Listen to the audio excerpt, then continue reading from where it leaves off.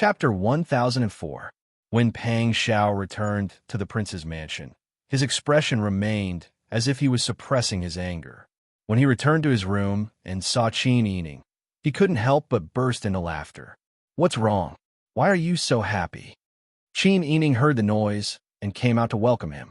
When he saw Pang Xiao standing alone at the door and laughing, he couldn't help but laugh as well. Pang Xiao shook his head. He hugged Qin Yining and sat down beside the Arhut bed. "Nothing. I just thought of Zhong Yiba and felt that it was very interesting." He told Qin Yining about his conversation with Lu Heng just now. Pang Xiao shook his head and laughed. "He should be calling me a fool in his heart." Qin Yining laughed and said, "Isn't that what we want him to do?" Thinking about how Pang Xiao, who would rather fight openly when faced with a difficult problem, had gradually become proficient in acting and scheming, Qin Yining couldn't help but sigh. In the eyes of outsiders, whether it's you or Zhong Yiba, you're both dragons and phoenixes among men. For example, we have great wealth, and our status is much higher than ordinary people. But only we know how much we've suffered under our glamorous appearances. Acting is the simplest. Going through fire and water and licking blood on the knife's edge is a common occurrence. Pang Xiao kissed Qin Yining's cheek and said indifferently, "It's not a big deal to act. We can get used to going through fire and water. One has to suffer as much as they can enjoy. We just have to face it with a peaceful mind. Anyway, the future will only be better than the present." Qin Yining couldn't help laughing. She originally wanted to persuade and comfort Pang Xiao. She didn't expect him to be so open-minded and persuade her first. "It's good that you're open-minded. Since that's the case, I'll order people to prepare. We'll set off tomorrow." Pang Xiao nodded. "I'll go outside to discuss with Mr. Xie and Mr. Su." Pang Xiao and Qin Yining each made preparations separately. The next day, they brought enough manpower and drove the carriage out of Huichuan County. In addition to the carriage that the two of them were riding, there were also a number of carriages with green curtains and large carriages. The accompanying guards looked relaxed, chatting and laughing. Qin Yining even pulled open the curtains to look out from time to time. Their leisurely appearance did not seem like they were on an errand, but more like they were going out to play. Pang Xiao and Qin Yining went out of the city to make a big fuss. When Lu Heng heard the news, he and Lu Wenru stood at a street corner to watch from a distance to make sure that they had really left. Through the open window, he saw Qin Yining obediently and tenderly leaning against Pang Xiao. The two of them were chatting and laughing intimately. Thinking that even if they arrived at Danfu County, even if the sky fell down, Qin Yining would still be by Pang Xiao's side to share honor and disgrace, Lu Heng's good mood decreased by half. "Let's go." Lu Heng turned and left with a heavy expression. Lu Wenru didn't dare to ask more and hurriedly followed. Inside, she somewhat understood Lu Heng's feelings. Compared to the Countess who often threw tantrums in the Fu, the Zhong Shun Qin Wang and Wang Fei were a pair to be envied. Danfu County wasn't very far from Huichuan County. Afraid of delaying the official business, when the group arrived at the outskirts, Qin Yining and Pang Xiao discussed setting off first. Pang Xiao had made the decision long ago, but when she saw Qin Yining wearing an ordinary long cotton dress and a white veil hat, she couldn't help but worry. "Is it not good if I arrange for more Jinghu Wei to follow you? You only have Ji Yun, Jing Zhe, and the other three. I really can't be at ease." Qin Yining lifted the white veil on her veil hat and raised her head to look at Pang Xiao with a smile. "I'm just an ordinary businesswoman right now. It's already a big deal for me to have a maidservant and 4 servants by my side. If there are more people, people will suspect. When that time comes, won't we not be able to find anything? Also, the Jinghu Wei are all giants among men and have extraordinary appearances. If they go out, they will be too eye-catching. They aren't like Jing Zhe and the other 3. They're skilled in spying and have experience in this area. They know how to blend into the crowd." Pang Xiao knew that Qin Yining was right. She said helplessly, "All right, we will do as you say." She turned and instructed Tang Xiao, "Take some people to see if anyone is following us." "Yes." Tang Xiao responded and took the Jinghu Wei to investigate. Not long after, she came back and reported, Replying to Wang Yi, there is nothing suspicious. Pang Xiao helped Qin Yining into the carriage and turned to instruct Jing Zhe and the other three. Although spying is important, Wang Fei's safety is more important. If anything happens, protecting Wang Fei's safety is the first priority. Yes, Wang Yi, don't worry. We will not disappoint you.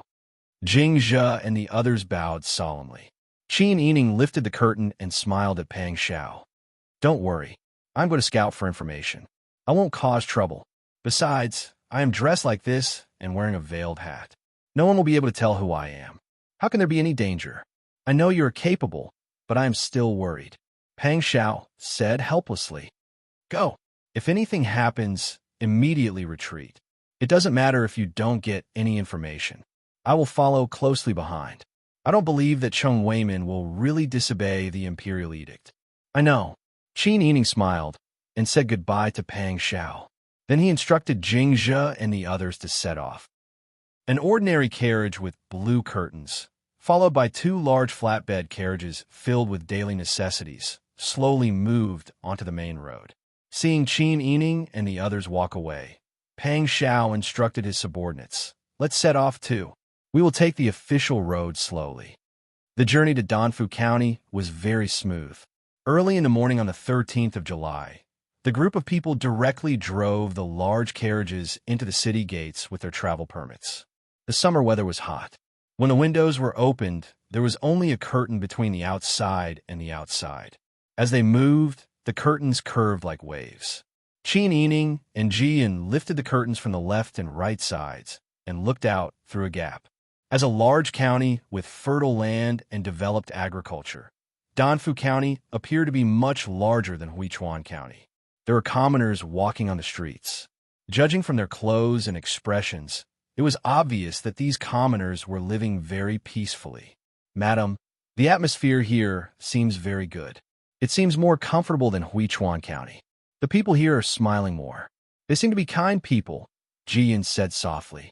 Qin Yining nodded. Although there was a flood, Danfu County's foundation is still there. The commoners don't have to worry about whether they will starve to death. Naturally, they feel relaxed. Only when they're living peacefully and don't have to fight can they be kind people. Qin Yining thought of Liang City, which was located at the border between the two countries. When the war broke out, couples and fathers didn't even care about each other. It was just a mouthful of food. Whoever ate, it would be able to live. Was it for themselves or their family? She saw the warm and selfless side of many people, but there were also many selfish and dark sides. There were many people like her who were forced to escape into the mountains. However, not many people survived. She was indeed very lucky. Outside the carriage, Jing Zhe, young man, and the others had already begun to shake the bell and talk to the passers-by. They began to promote the goods on the carriage. Since they were traveling merchants, they naturally had to act like one. The two carriages moved very slowly. Qin Yining's carriage didn't get too close. He just followed them from a distance and carefully observed the surroundings. The few silver masked spies had no difficulty in disguising themselves as shop assistants. Each of them had a smile on their faces as they did business with people. Many of the goods they brought were daily items, such as women's headbands, rouge, face powder, and small jewelry that were not considered expensive.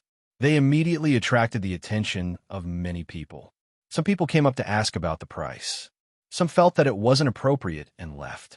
There were also some who stopped and hesitated. Jing Zhe and the others' purpose was to gather information. Naturally, the price of the goods was very flexible. They even accepted barter. Soon, the news that a merchant had come to the city and that he was carrying rare items spread. Qin Yining didn't show up.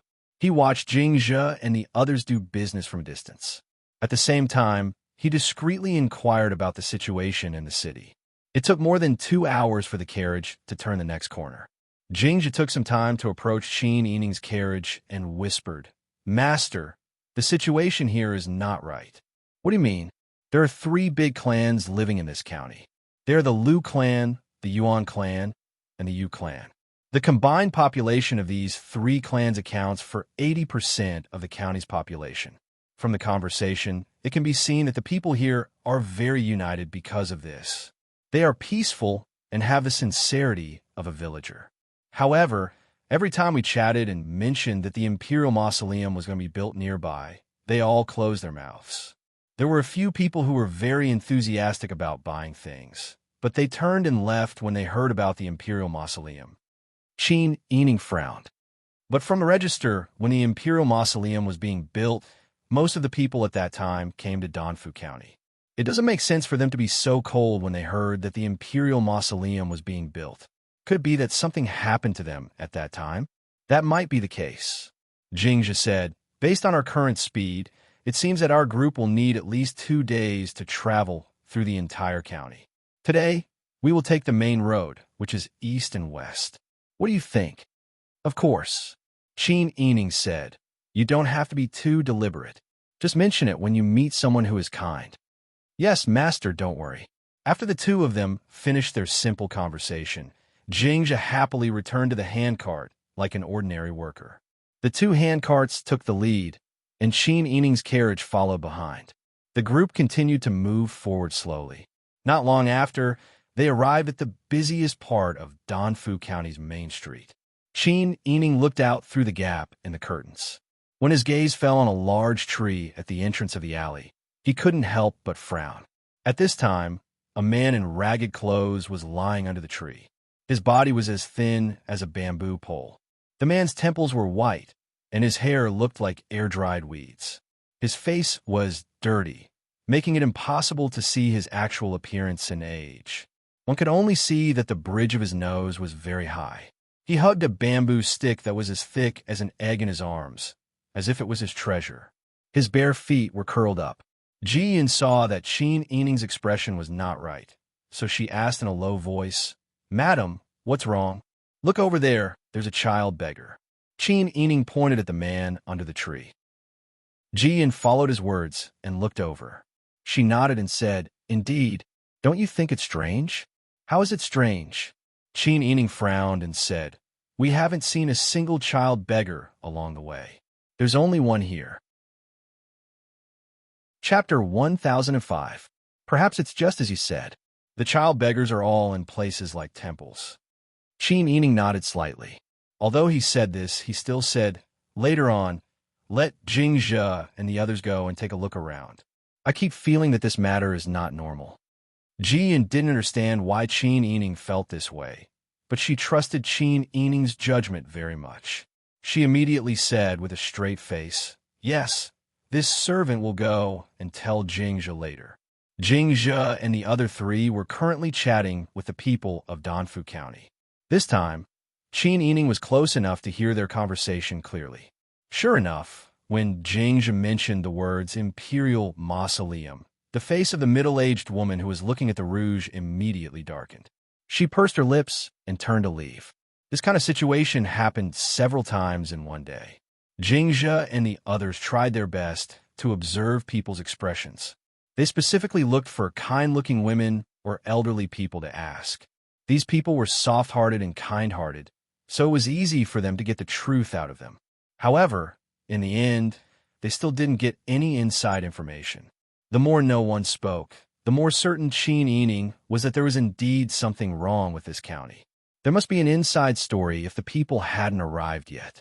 At dusk, the orange-red setting sun dyed the sky with a gorgeous sunset glow. Qin Yining's group of 3 carriages slowly drove back the way they came. In order to gather information, they didn't rest for the entire day. At this time, they each sat in the carriage and ate dry biscuits and snacks to allay their hunger. Qin Yining tore a piece of biscuit and put it in his mouth. After taking 2 bites, he saw the skinny child beggar he saw when they arrived. He was leaning on a bamboo stick that was as thick as an egg and was walking along the side of the road with difficulty. When he moved, it was obvious that his right arm and right leg were crippled.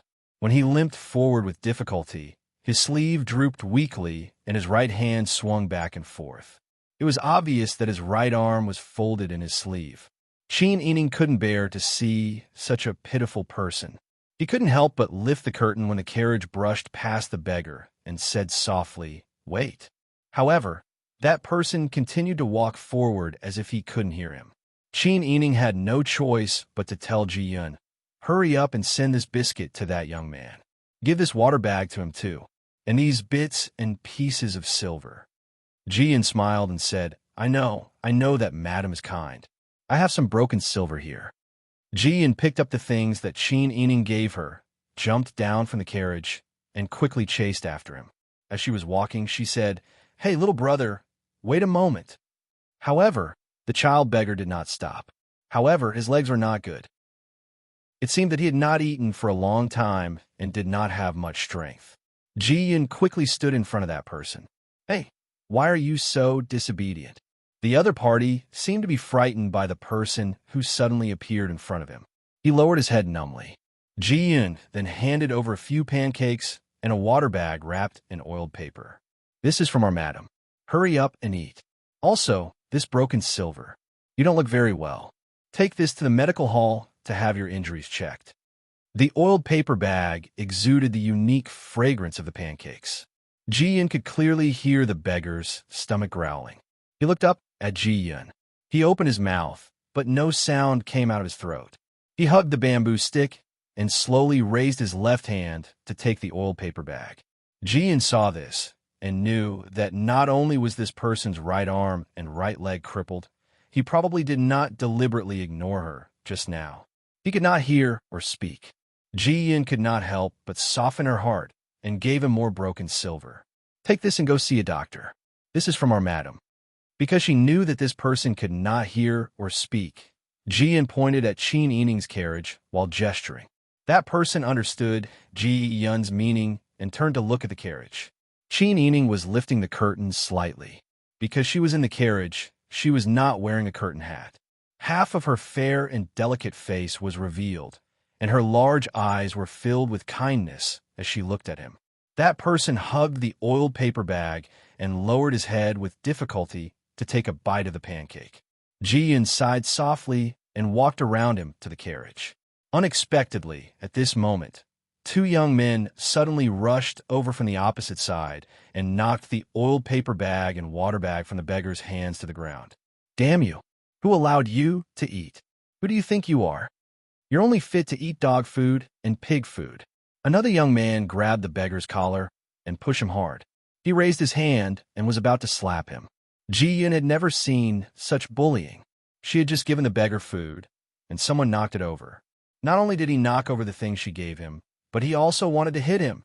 Ji Yun turned around and blocked that person's hand that had not yet landed. "What are you doing? Bullying a pitiful person.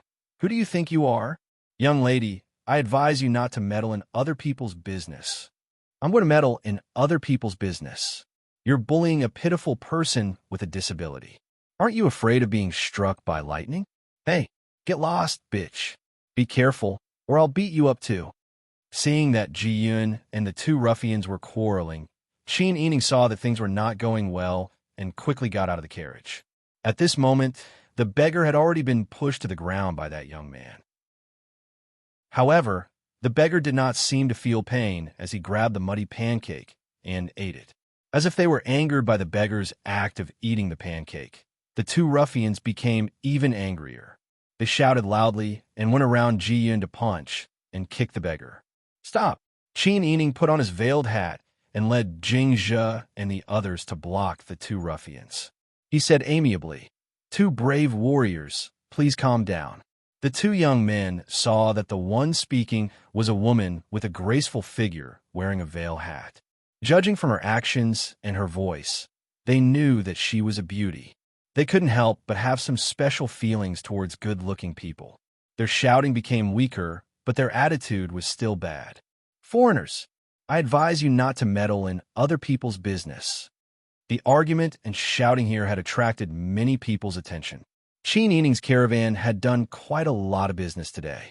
Seeing that a merchant had gotten into trouble here, men and women of all ages gathered over.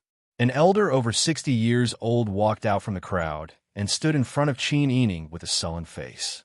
"Madam, you're a foreigner. You came from other places and did business on our Danfu County's territory. Did we make things difficult for you?" Qin Yining smiled and bowed. He said warmly, "Uncle, Danfu County is blessed by outstanding people. The people there are simple and honest, and the villagers live in harmony. We are foreign merchants, and our brothers and sisters in your precious land have taken good care of us. I'm truly grateful."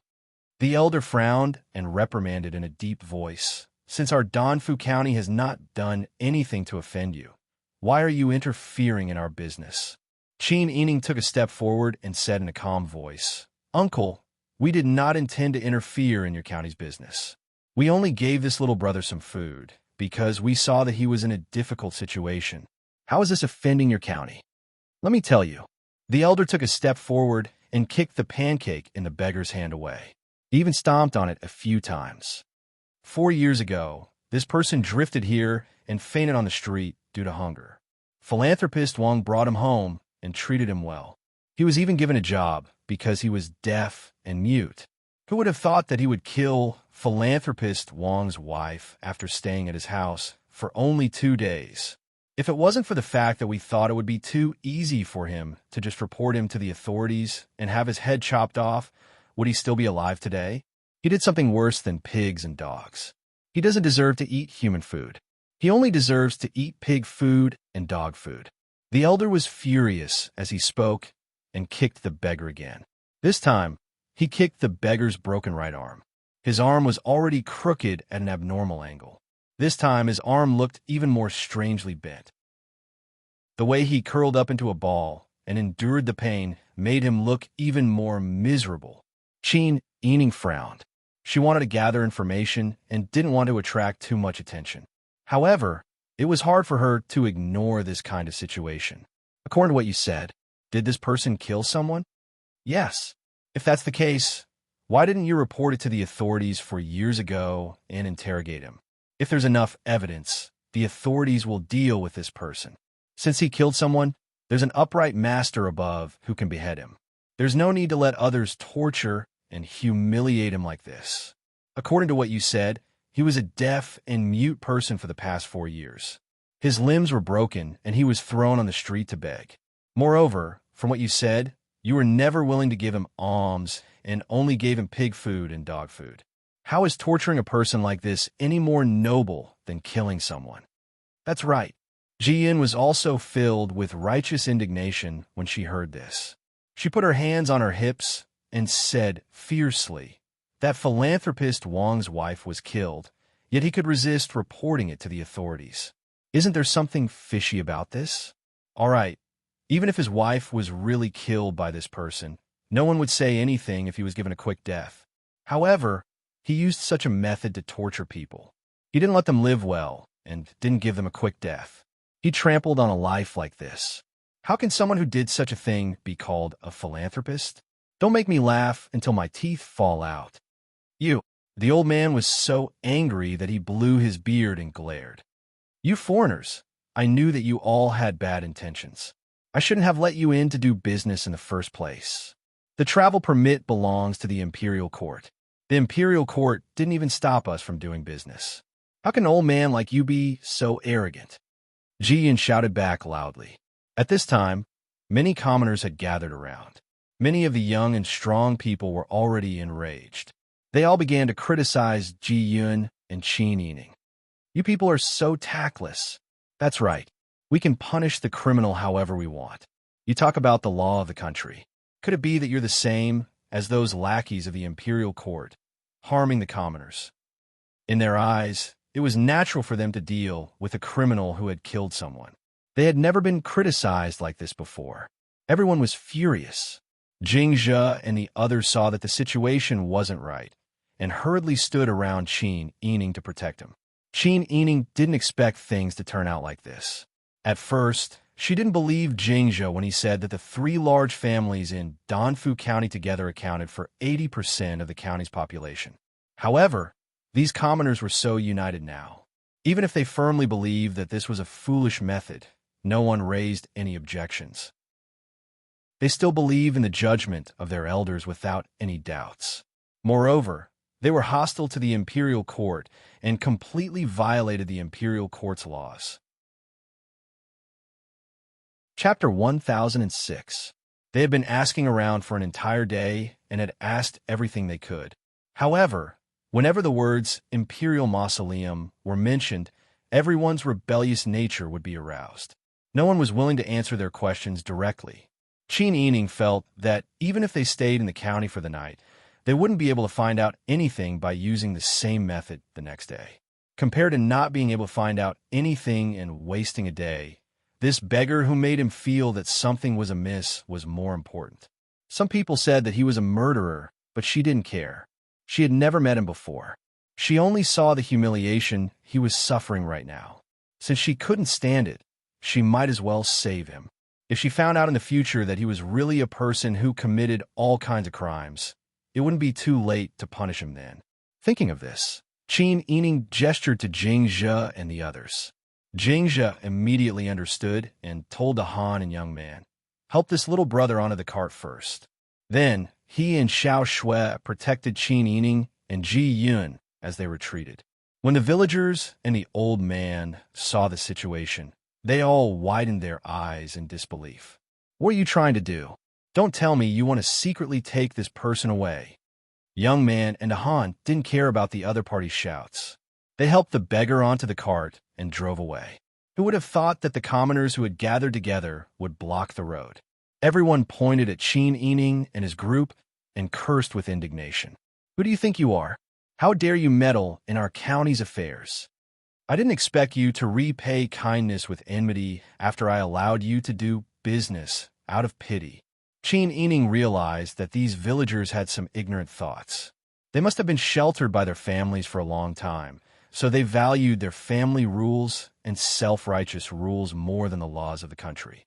Qin Yining knew that he shouldn't deal with these people who weren't evil and were just mediocre people. If he wasn't careful, these people could easily swarm him. Qin Yining immediately said, "Jingzhe." Jingzhe immediately understood and turned around to kick a thick tree by the side of the road. The tree trunk made a kacha sound, and the tree crown slowly fell down. Get out of the way, he's down. I'm afraid this person is a monster. How can he break a tree with one kick?" The men who were about to rush forward were all stunned by this sudden movement. What kind of leg strength was this? The commoners nearby were afraid that they would be smashed and fled in all directions. Taking advantage of this opportunity, Qin Yining and Ji Yun boarded the carriage. Jingzhe and the others drove their own carriages and rushed out of the crowd. Pang Xiao had prepared a driving shaft and harness for Qin Yining. Although these horses weren't famous stallions, they were all well-trained. When their four hooves galloped, ordinary horses couldn't catch up, let alone humans. These horses pulled the carriages and rampaged. The commoners didn't dare to stop them and could only scatter in all directions. The commoners avoided them while cursing. "They're simply bandits. They're the same as that evil spirit with the surname Yun. Yes, they're all unreasonable. They'll beat this merchant to death." The elder was so angry that he beat his chest and stamped his feet. He shouted loudly, "Quick, chase after them. Don't let them escape." Some of the strong men nearby immediately went to find horses. Qin Yining's carriage had traveled some distance and could clearly hear the commotion in the crowd. When these people mentioned Pang Xiao, they didn't speak in a tone of respect for a hero, but as if they were an enemy. When Qin Yining was in the capital, he was already used to Pang Xiao being praised, worshipped, and looked up to by others. Now that the people of a county had a bad impression of Pang Xiao, Qin Yining concluded that someone must have done something behind the scenes to make Pang Xiao give people such an evil impression. Unfortunately, these people's ordinary horses were no match for them. When their horses reached the city gate, Qin Yining's 3 carriages had already rushed out of the city gate. Qin Yining sat in the carriage and grabbed the window frame tightly. The window screen and door curtains were lifted by the carriage's speed. Shi and Ji Yun barely managed to stabilize their bodies and prevent themselves from hitting their heads. The other 2 carriages followed closely behind. At this time, the child beggar was hugging the bamboo stick and half lying on the goods. His left hand that could still be used struggled to hold on to the edge of the carriage, afraid that he would be thrown out and fall to his death. Qin Yining loudly ordered the people behind, "Don't stop. The people here are united and their customs are valiant. If we stop easily, it is very likely that they will chase after us. At that time, if we're surrounded by a sea of people, our chances of winning will be very small. Let's take advantage of this opportunity to increase the distance between us and them, so that they won't be able to catch up. Jingzhe loudly replied, yes. Then, he turned around to tell the other three. The few of them were very obedient to Qin Yining and trusted her very much. Naturally, they would do whatever she said. The three carriages rushed forward, and the horses chasing after them were left far behind. When the people of Danfu County wanted to chase after them, Qin Yining's group had already disappeared from the road. At first glance, I can tell that the merchant woman is not a good person.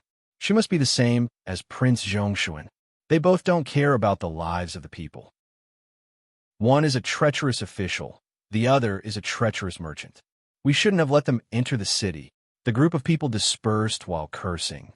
However, Qin Yining did not dare to relax and continued to urge the group to move forward. When they left the city, it was already dusk. When Qin Yining's group confirmed that it was safe and stopped the carriages by the side of the road, it was already nighttime. Qin Yining helplessly said, let's set up camp here tonight. Yes. Jingzhe and the others got off the carriage and quickly got to work. As for the child beggar, he clumsily got off the carriage and hugged a bamboo stick as he squatted in the corner behind the carriage. His eyes were exceptionally bright in the dark night as he stared unblinkingly at Qin Yining. Only then did Qin Yining remember that she had forgotten to wear her veil hat when she got off the carriage. However, there were so many people around her, and the child beggar was thin and pitiful. She was not afraid of anything. Soon, there was a pile of work in front of her. The few of them sat around the bonfire and roasted the dry rations on the tree branches. Qin Yining said, since we have already come out today, there is no need to think too much. Let that young man come and eat with us. I think he is hungrier than us. Yes. Ji Yun got up and went to the back of the carriage to call for him. Because it was Ji Yun who gave this child the bread and money in the city, she was confident that she would not cause this person to be afraid if she went to look for him. When the beggar saw Ji Yun gesturing for him to come over, he did not refuse his route he expected. Instead, he stood up and limped over with the help of the bamboo stick. As he walked, his broken arm was still swaying. Qin Yining saw that he was very pitiful and handed the tree branch in her hand to Jingzhe to pass it to the child beggar. The child beggar took the bread and was not afraid of the heat. He wolfed it down. He was not like ordinary beggars who knew how to beg or express their gratitude. This person was like a savage who came from the mountains. He did not know these etiquette at all and only ate the bread while looking at Qin Yining opposite him. Qin Yining said helplessly, "Can you hear me?" He did not respond and continued to eat the bread. It seemed that those people who said that this person was deaf and mute were not lying. She took a tree branch and wrote on the ground to see if this person could read. However, when the beggar looked at the tree branch on the ground, he slowly shook his head while eating the bread. Then, he lowered his head like a child who had made a mistake. He could not hear, could not speak, and could not read. The only way they could communicate was by gesturing with their hands and using their eyes. Therefore, it was very difficult for them to communicate. Qin Yining originally felt that there was something strange about this person's murder and wanted to ask for some clues. However, she could only give up and turn to tell Jingzhe, "Did we bring the medicine? There are some ready-made clothes, shoes, and socks in the carriage. It doesn't matter what material they are made of. First, find a suitable one for him to wear. Later, take him to wash up and see if there are any other injuries on his body. Apply some simple medicine on him." Yes. Jingzhe looked at the child beggar and asked, "Madam, how do you plan to settle him?" Qin Yining lowered her eyes and thought for a while, then said, "It's not convenient for me to take him with me. Tomorrow morning, let's see where Zhishi's group is. When the time comes, I will bring some people to meet up with Zhishi. You arrange for someone to take this little brother to Huichuan County to find Hall Master Liao. Ask him to send this little brother to the nearest village to treat his illness. After he is cured, leave him to farm. At least he won't be reduced to a beggar. At least he will have food to eat." Jingzhe sighed. Madam is a kind person. If everyone in the world could meet a kind person like Madam when they are in trouble, it would be great. Qin Yining smiled bitterly and shook her head. She knew that Jingzhe was thinking about their childhood. The Silver Mask secret agents were able to have such great abilities because of the cruel training they went through. These people must have been trained from a young age and must have experienced a lot of inhuman abuse. If they had the ability, who would be willing to suffer that kind of torture? It was just like when she was forced to hide in the mountains. It wasn't that she liked the mountains, but that she had no other choice. Qin Yining gestured to the child beggar. Later, ask them to wash your wounds and apply medicine for you. I will ask them to send you to my village. When you get there, take care of your body first. Someone will arrange work for you, so that you won't starve in the future. Qin Yining spoke very slowly because she was afraid that the child wouldn't understand, so she coordinated with the movements of her hands. She originally thought that this would be another failed communication, but who would have thought that the child would actually obediently nod his head? Qin Yining was a little surprised, but then she couldn't help but laugh. She had underestimated this person. It was good that he could understand her gestures. In the future, he might be able to use this method to communicate with others in the village. Qin Yining and Ji Yun entered the tent to rest. Xiao Shui and the others surrounded the bonfire and guarded Qin Yining's tent. They didn't dare to slack off at all. Jingzhe personally took the child beggar to bathe and apply medicine. He even found a set of dark blue cotton clothes and shoes for him to change into. When he returned, Xiao Shui and the others were a little surprised to see him. Chapter 1007. The young man looked to be in his early 20s. Perhaps he had been abused by the people of Danfu County all year round and had been fed pig food and dog food. At this moment, he was as thin as a match. His delicate cheeks were sunken, and his eye sockets were deeply sunken. He looked very pitiful. He returned to the bonfire. Without knowing any etiquette, he sat down with a bamboo stick in his arms. One of his broken legs was stretched out, and his broken right arm was bandaged by Jingzhe. At this moment, his arm was in a sling with a piece of cloth. Xiao Shui and the others asked Jingzhe, "How's his injury?" Jingzhe sat down. Since he was deaf and mute, he did not hide his words. His arm and leg were broken by someone. His leg is fine. Perhaps the bone has been broken for a long time, and it's slowly healed on its own. Although the recovery is not good and it's a little crooked, at least it won't affect him too much. He just walks with a slight limp. His arm, however, is completely broken. The bones inside are broken, and it's only connected by the skin and flesh outside. I just set his bones and found a tree branch to bandage and fix it. I think we should find a doctor to take a good look at him after we go to Leader Liao. Xiao Shui and the others nodded and looked at the young man sympathetically. Jingzhe asked again, "Madam, are you resting?" "Yes." "Then let's take turns to keep watch. Let's all rest. We still have to meet up with Master tomorrow." Okay. After the four of them finished their discussion, they all went to rest. Early the next morning, Qin Yining and Ji Yun dressed neatly and came out of the tent with handkerchiefs, green salt, and other things. They saw the young man curled up next to the bonfire. Perhaps the young man heard the footsteps, but he suddenly opened his eyes in alarm. The moment he opened his eyes, there was a vigilance and fierceness in them, like a disturbed beast. But when he saw that the person who made the sound was Qin Yining, his fierceness quickly disappeared. He lowered his eyes and head and nodded at Qin Yining. Qin Yining smiled and held hands with Ji Yun as they went to wash up. After everything was settled, they returned to the campsite and had a simple breakfast. Jingzhe arranged for Xiao Han to inquire about Pang Zhao's whereabouts and told Xiao Shui to send the young man to Leader Liao. Qin Yining took out several banknotes worth 10 taels each and handed them to the young man. He gestured to him and said, "This is for you. When we arrive at my manor, have them find a physician to treat your injuries." The young man held the banknotes and looked at Qin Yining in confusion. Qin Yining gestured with his hands and imitated the way a doctor would treat a patient. Only then did the young man completely understand. He looked at Qin Yining and slowly lowered his head with the banknotes in hand. Qin Yining knew that this person did not know much about etiquette and did not mind. He turned to instruct Xiao Shui, "Be careful. When we arrive at Huichuan, don't rush over. Wang Yi and I will return in a few days. Xiao Shui acknowledged and went to prepare the horses. Not long after, Xiao Han, who had been investigating the whereabouts of Pang Zhao's group, returned. Madam, what a coincidence. Master's group is stationed on the other road.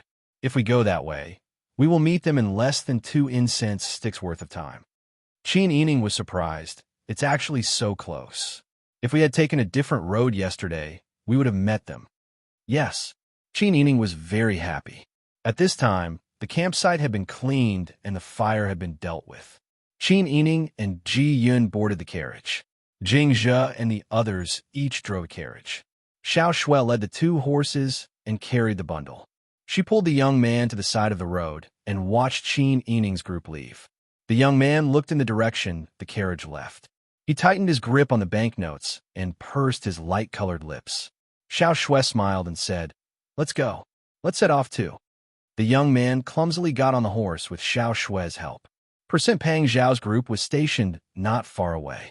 In addition, Xiao Han had been here earlier and knew that Qin Yining was not far away.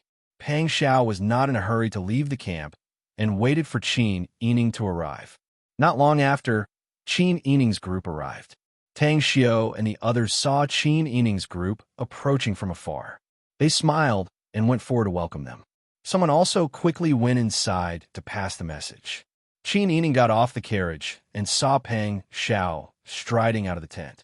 He was wearing a white brocade robe and a jade belt around his waist. He had the noble aura of a prince. It was impossible to tell that this person was a leader.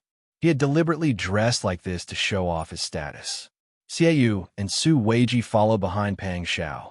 When they saw Qin Yining, they bowed. Qin Yining hurriedly avoided them and said with a smile, "Gentlemen, please don't be like this."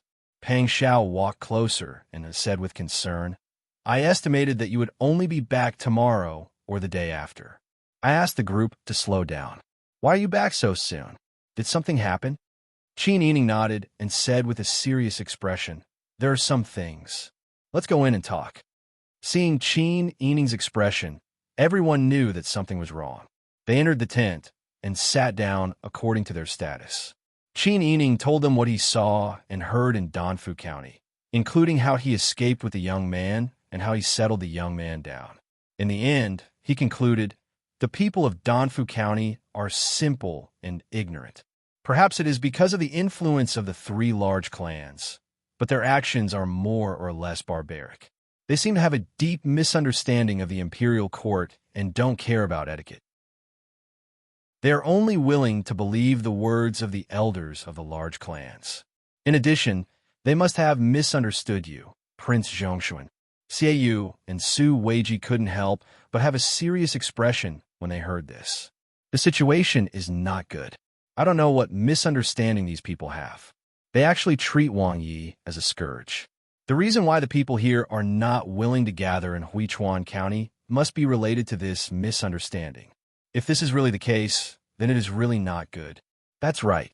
Wang Yi has never done anything wrong to the people. Where did their misunderstanding come from? Qin Yining said, "I am also very puzzled. However, when that happened, it was not good for me to stay there. I only wanted to talk about it when we went there. Also, I accidentally exposed my face. When we go back to Danfu County, I have to dress up properly so that no one can recognize me." Pang Xiao patted Qin Yining's cheek. "Don't worry about that. Those people won't dare to stare at you. Moreover, when we go to Danfu County, if you dress more luxuriously and change your makeup, there will be a big difference between you and your bare face. They won't recognize you. Moreover, even if they recognize you, they're just ordinary people. What can they say?" "That's true," Qin Yining said with relief. "I was too nervous and wanted everything to be perfect.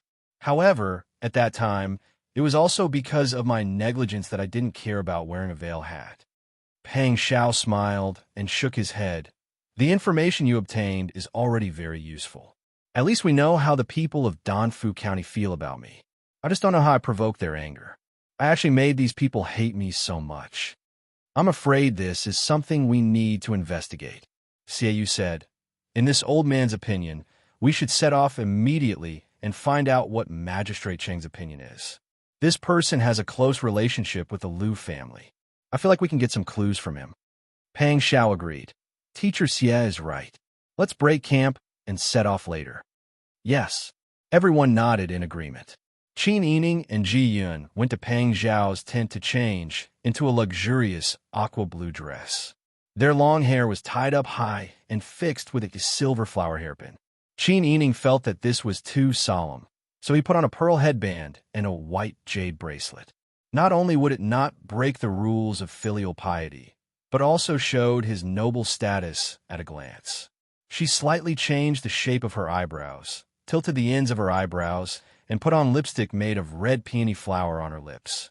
Her entire complexion improved, and she looked completely different from her appearance when she was traveling as a merchant. Ji Yan also changed back into her usual attire. After helping Qin Yining out, Pang Xiao had people tidy up the tent and then boarded the same carriage as Qin Yining. The prince's trip was intentional, so it naturally caused a huge commotion. Other than Jinghu Wei, Pang Xiao also brought dozens of guards from the prince's residence. Several carriages were lined up in a row.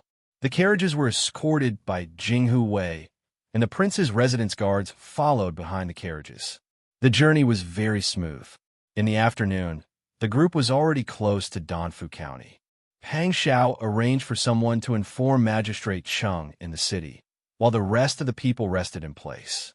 After 2 hours, the city gates opened. Tang Xiu said in a low voice, "Wang Yi, the people in the city have come out to welcome you." Pang Xiao lifted the curtain of the carriage, and Qin Yining also leaned out to take a look. They saw that the city gates were crowded with people, and the commoners were all squeezing to take a look outside. Pang Xiao chuckled. This Magistrate Cheng can be considered to be good at managing his subordinates. In just 2 hours, he was able to mobilize the people in the city to welcome us. It can be seen that Magistrate Cheng is very influential. Qin Yining smiled.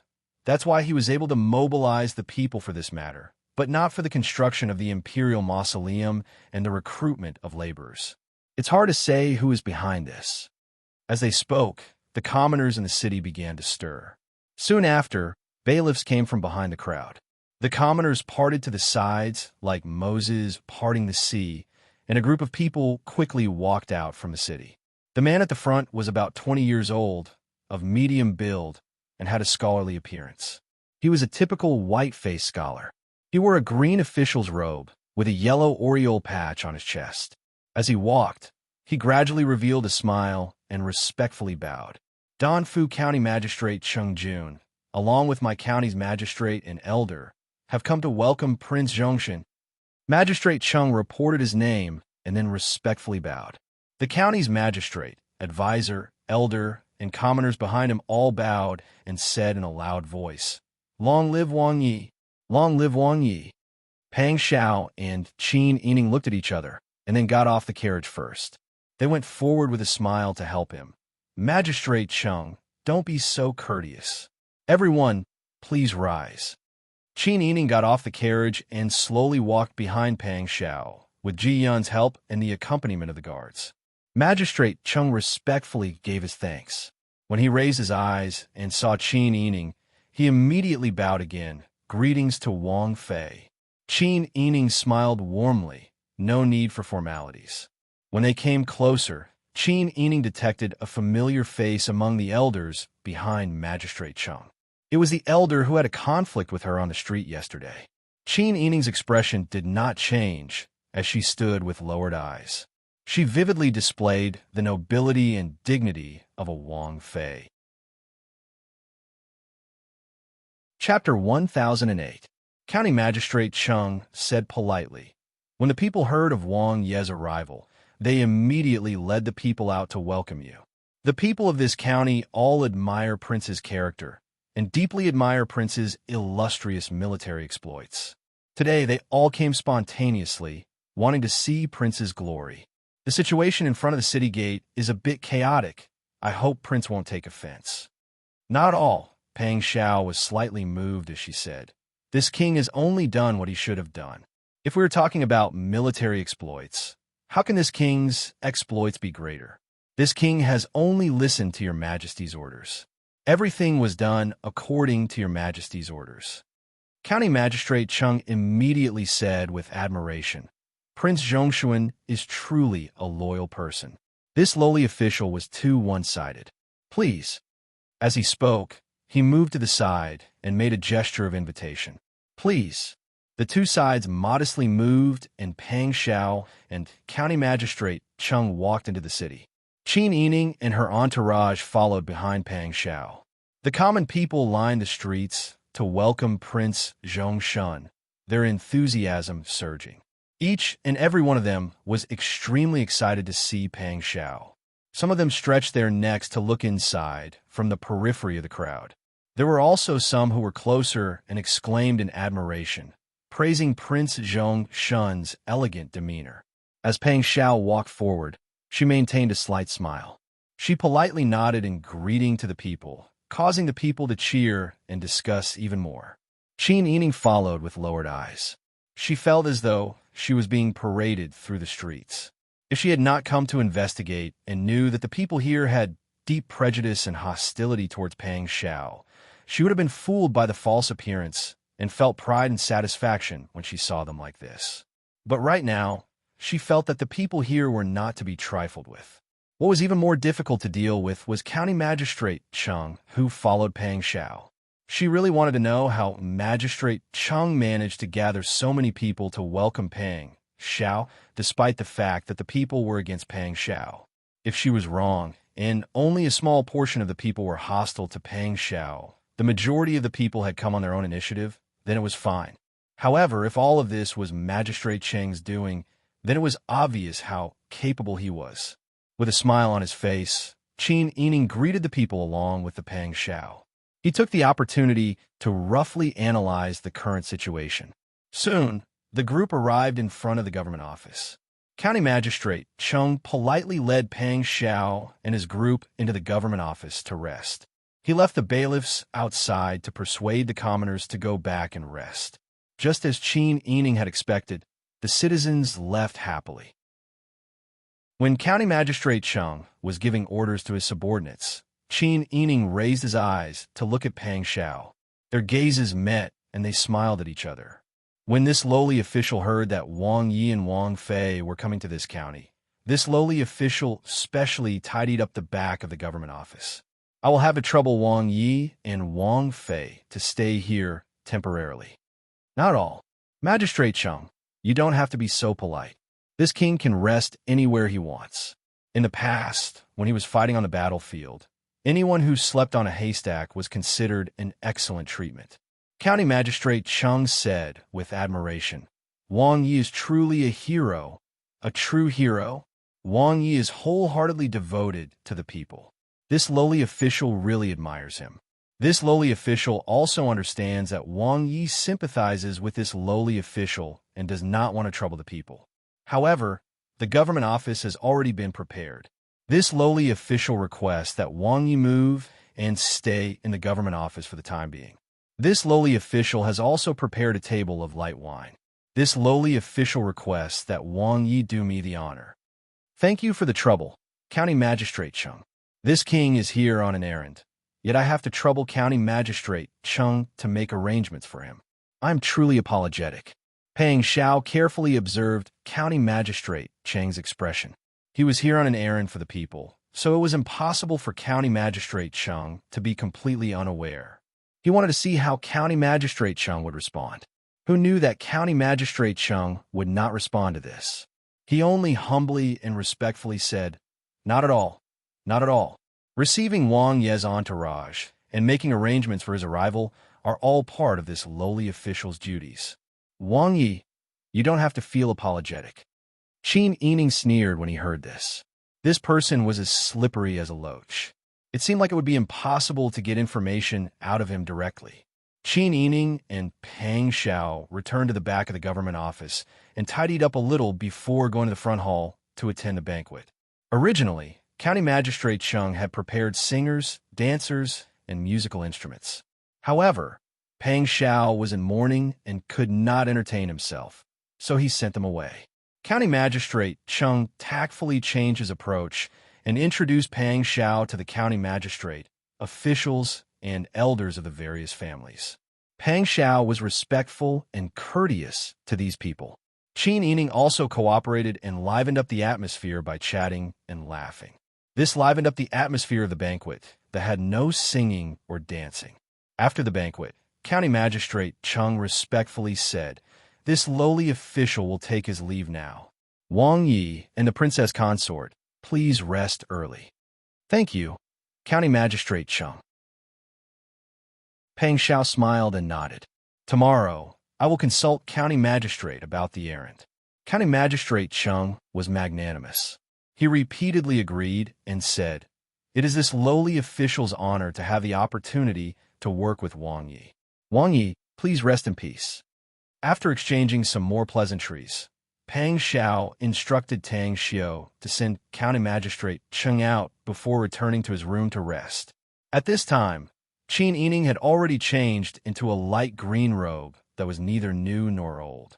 Her long hair was already loose. She sent Ji Yun to rest and sat on the edge of the bed, reading a book while waiting for Pang Xiao. Under the warm and soft light, Qin Yining's long hair was loose, and she looked very charming.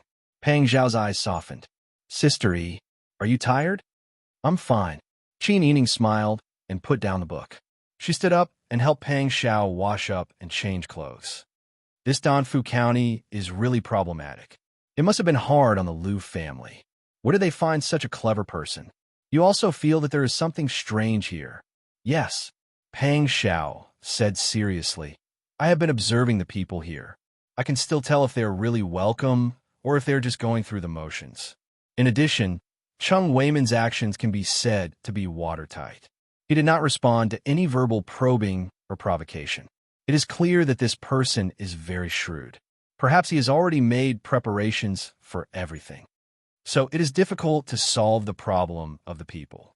Qin Yining handed a handkerchief to Pang Xiao to wipe his face. "If you go easy on them and the problem is not solved, Your Majesty will blame you for not doing a good job. But if you go too far, it will easily cause dissatisfaction among the people. I don't know why they have misunderstood you now. If you add a layer of bad impression, I am afraid it will cause a revolt." Pang Xiao also straightened his expression. "You are right. So we have to make arrangements in advance to avoid being used against us. If there is a revolt, it will be difficult to solve the problem." It was fine when it came to his enemies. He was not afraid of blood.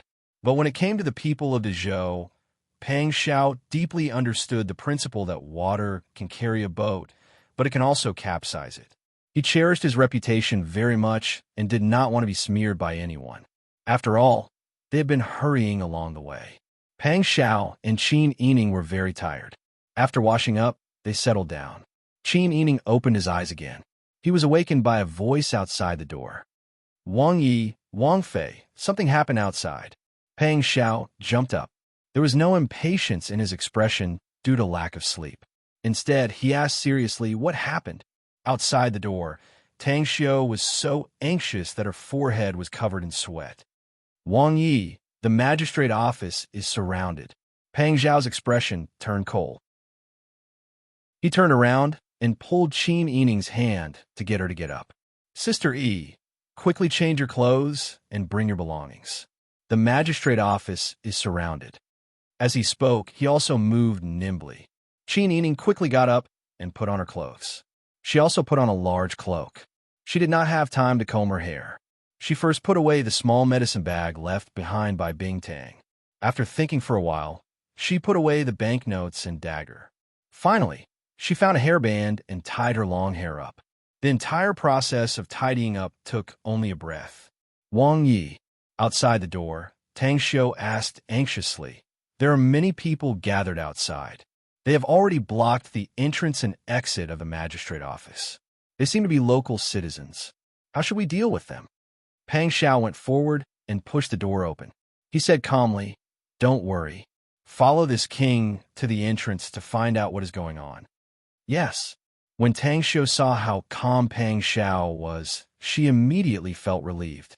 She responded in a low voice and followed him. Qin Yining had also finished tidying up. Ji Yun, Jing Zhe, and the others had heard the news. They also followed Qin Yining and quickly walked towards the entrance. At this time, the main door of the magistrate office was tightly shut. However, even with the main door closed, it was not difficult to see the fire outside and hear the sounds of people moving around. Pang Zhao's expression turned cold. He sneered, "How interesting. There are post house inns in this area." This king came, but did not stay at the post house. Who leaked the news? These people want to block this king's door. Instead of going to the post house, they came to the magistrate office. They know this king's whereabouts so well. It was obvious that the problem lay with Magistrate Chung and his men. If it was not Magistrate Chung, then it had to be someone close to him. Xie Yu said worriedly. From the sounds of it, there are quite a lot of people here. Wang Yi, the guard we brought, are very relaxed. Even a tiger can't handle a pack of wolves. If the mob barges in, I'm afraid it will be difficult to handle. As soon as Xie Yu finished speaking, there was a loud shout from outside the door. "Open the door. Ask Prince Zhongshuan to come out." Yes, ask the highest-ranking official here to come out. Then, someone came forward and knocked on the door. The doorman of the magistrate office was so frightened that he was about to cry. His legs were as weak as noodles as he collapsed in front of the door. He wanted to escape, but he could not even stand up. Jing Huwei and the guards were very calm. They turned to look at Pang Xiao. "Wang Yi, please give us your orders." Pang Xiao thought for a moment and said, "Open the door." "Wang Yi, please reconsider," Tang Xiu advised. "Once you open the door, what if the other party barges in? This door cannot stop the people of this county. It's the same whether we open the door or not. Open the door." Pang Xiao turned back and pulled Qin Yining's hand, asking her to stay by his side. This king wants to see who has the guts to surround the current prince in the middle of the night. Yes. Influenced by Pang Zhao's calmness and grandeur, everyone present felt a lot more at ease, especially the elite tiger guards. They had all followed Pang Xiao and fought bloody battles on the battlefield. How many battles had they not seen before? Compared to facing thousands of soldiers and horses on the battlefield, where life and death were uncertain, these commoners came to cause trouble. They simply cannot be afraid. The door opened with a creak. The crowd of commoners standing outside the door held bright torches in their hands. In the dark night, it was so dazzling that it was as if stars had fallen from the sky. These commoners were holding shovels, pickaxes, sickles, sticks, and other items in their hands. They all held torches in their hands. As far as the eye could see, there was no end to the crowd. Princess Consort. Ji Yin supported Qin Yining's arm in shock and fear. "Don't leave this servant's side later. There are so many people. I'm afraid Wang Ye's subordinates will not be able to stop them." "It's fine. Don't worry." Qin Yining was not afraid. She patted Ji Yun's shoulder comfortingly and whispered, "These commoners are not here to throw their lives away. Since they came like this, they must have a request. Let's see what their goal is and what they want. If it's something that can be solved, as long as we give them a promise, it should be fine. Even if it doesn't work out, Wang Yi will protect us." Ji Yun nodded. "Princess Consort, this servant is not afraid. If there really is danger later, this servant will definitely protect you." Qin Yining snickered and said softly, "Wang Yi, ask these commoners what they want."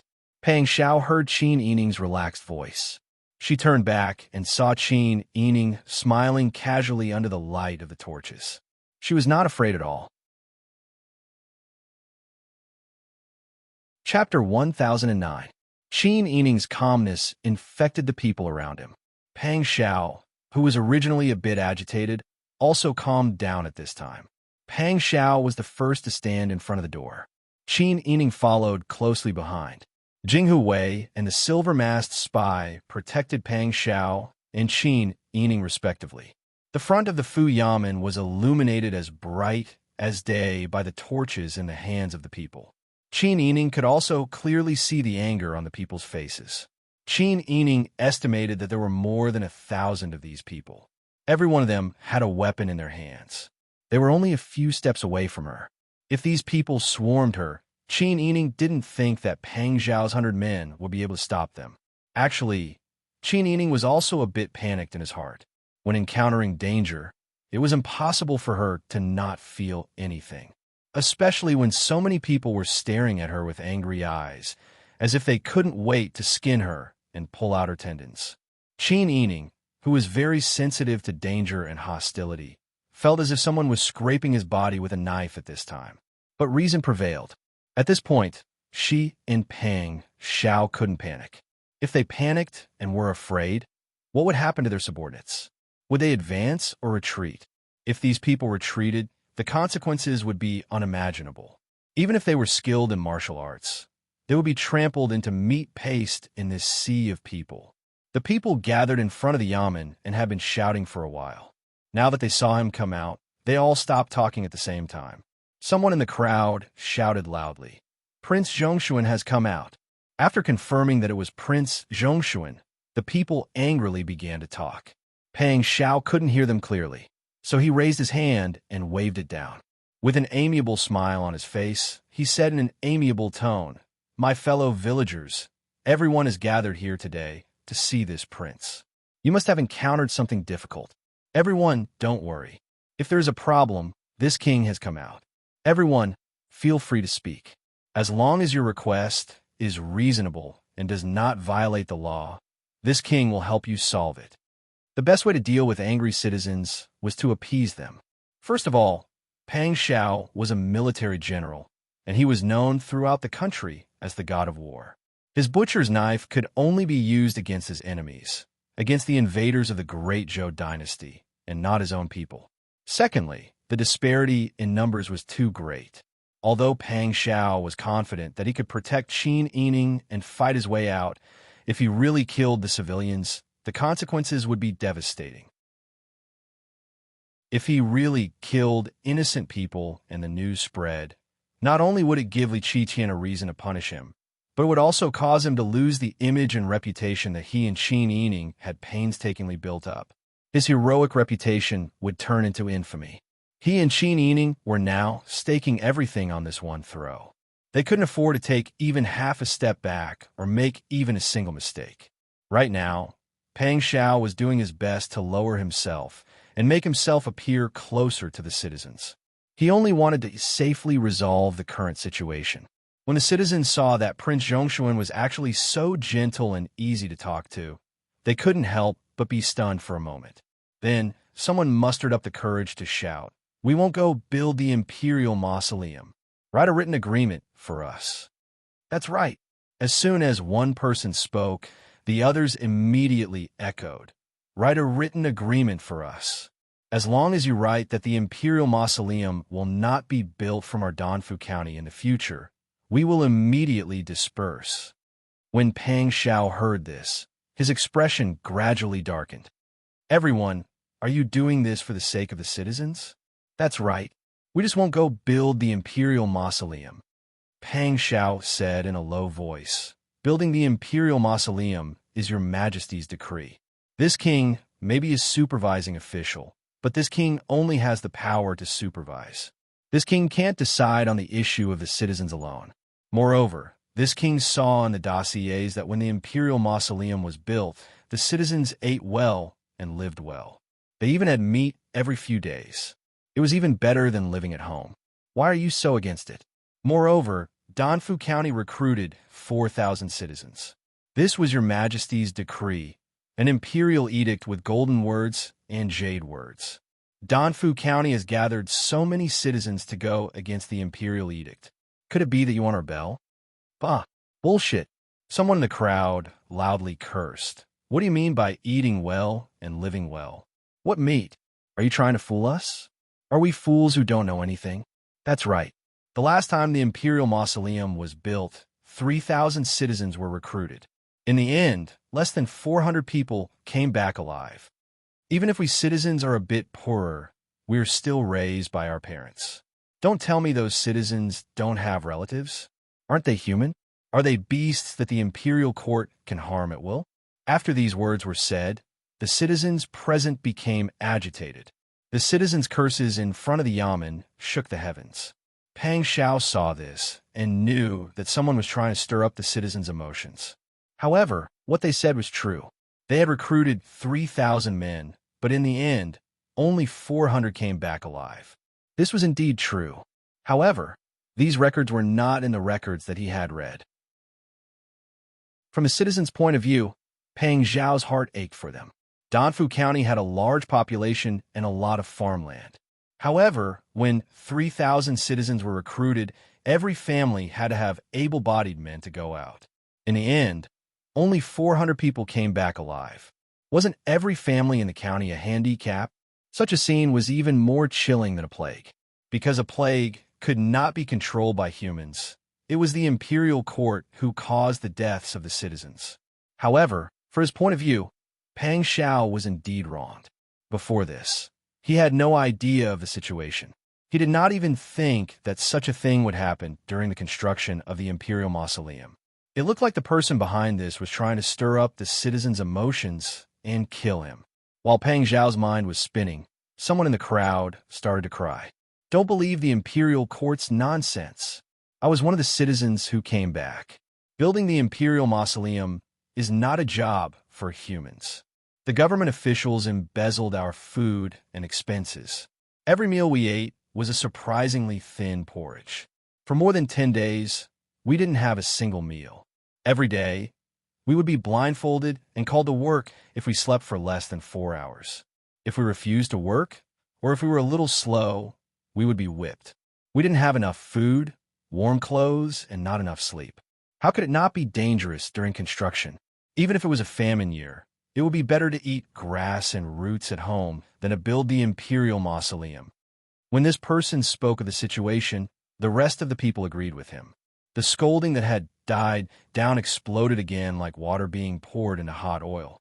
Not only was the imperial court being scolded, even Peng Zhao, Wang Yi, who was in charge of building the imperial mausoleum, and all of Peng Zhao's family members were cursed by the citizens using the most vulgar words.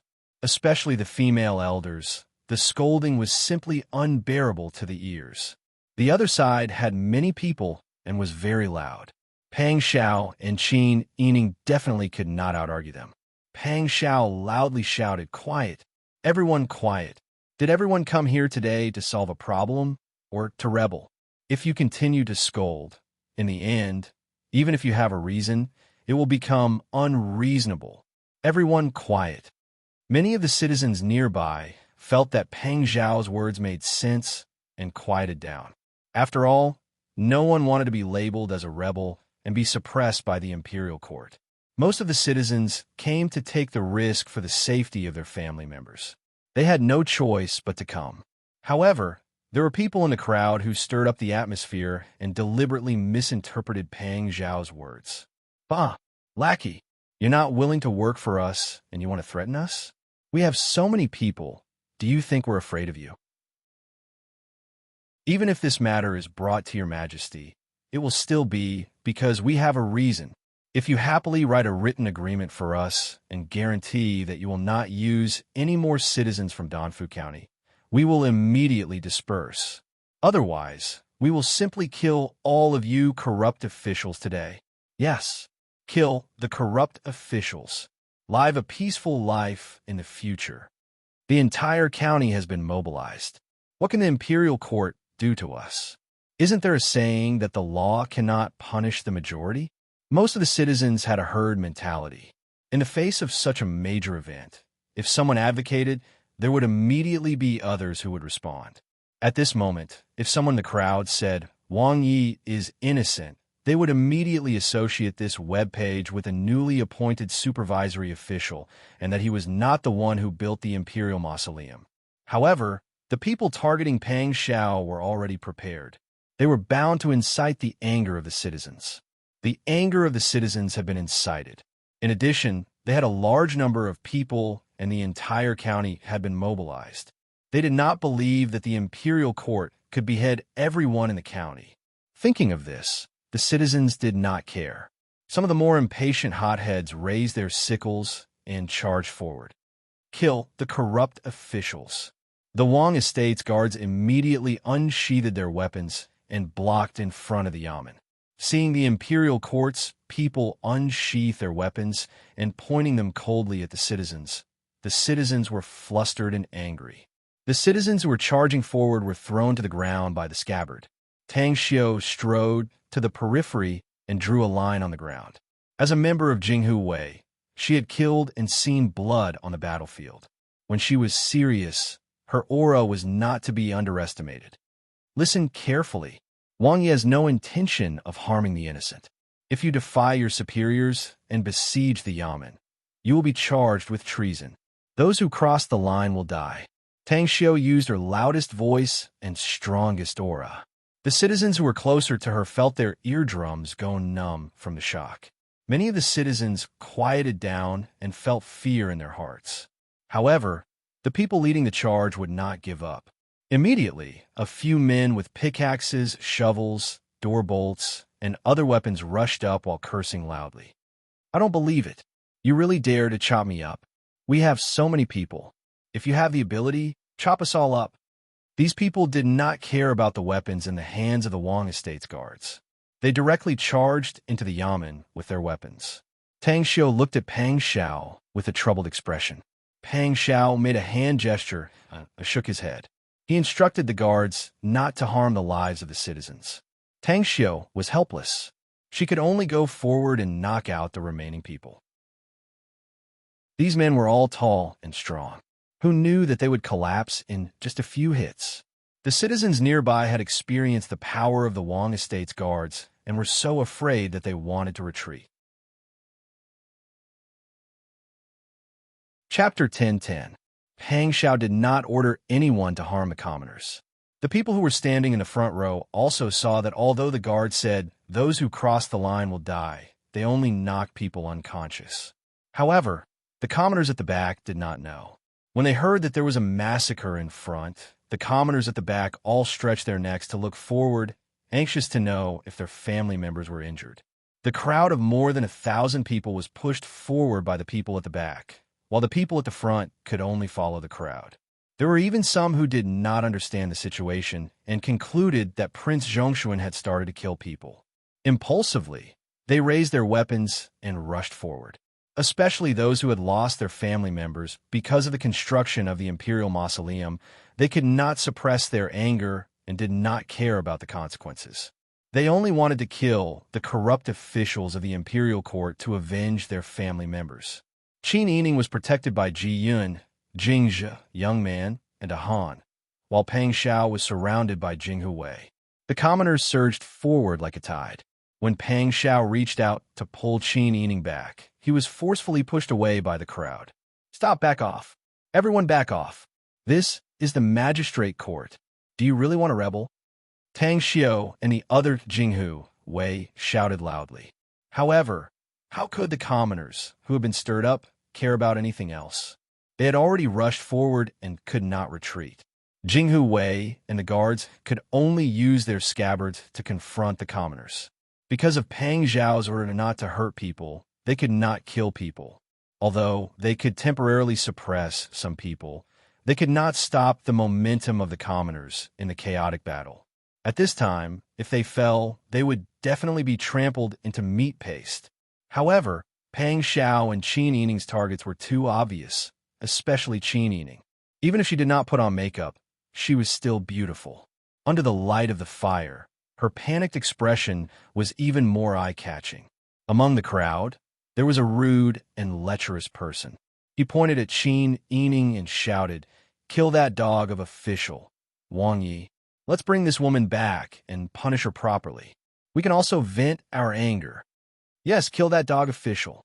The imperial court even sells the family members of criminals.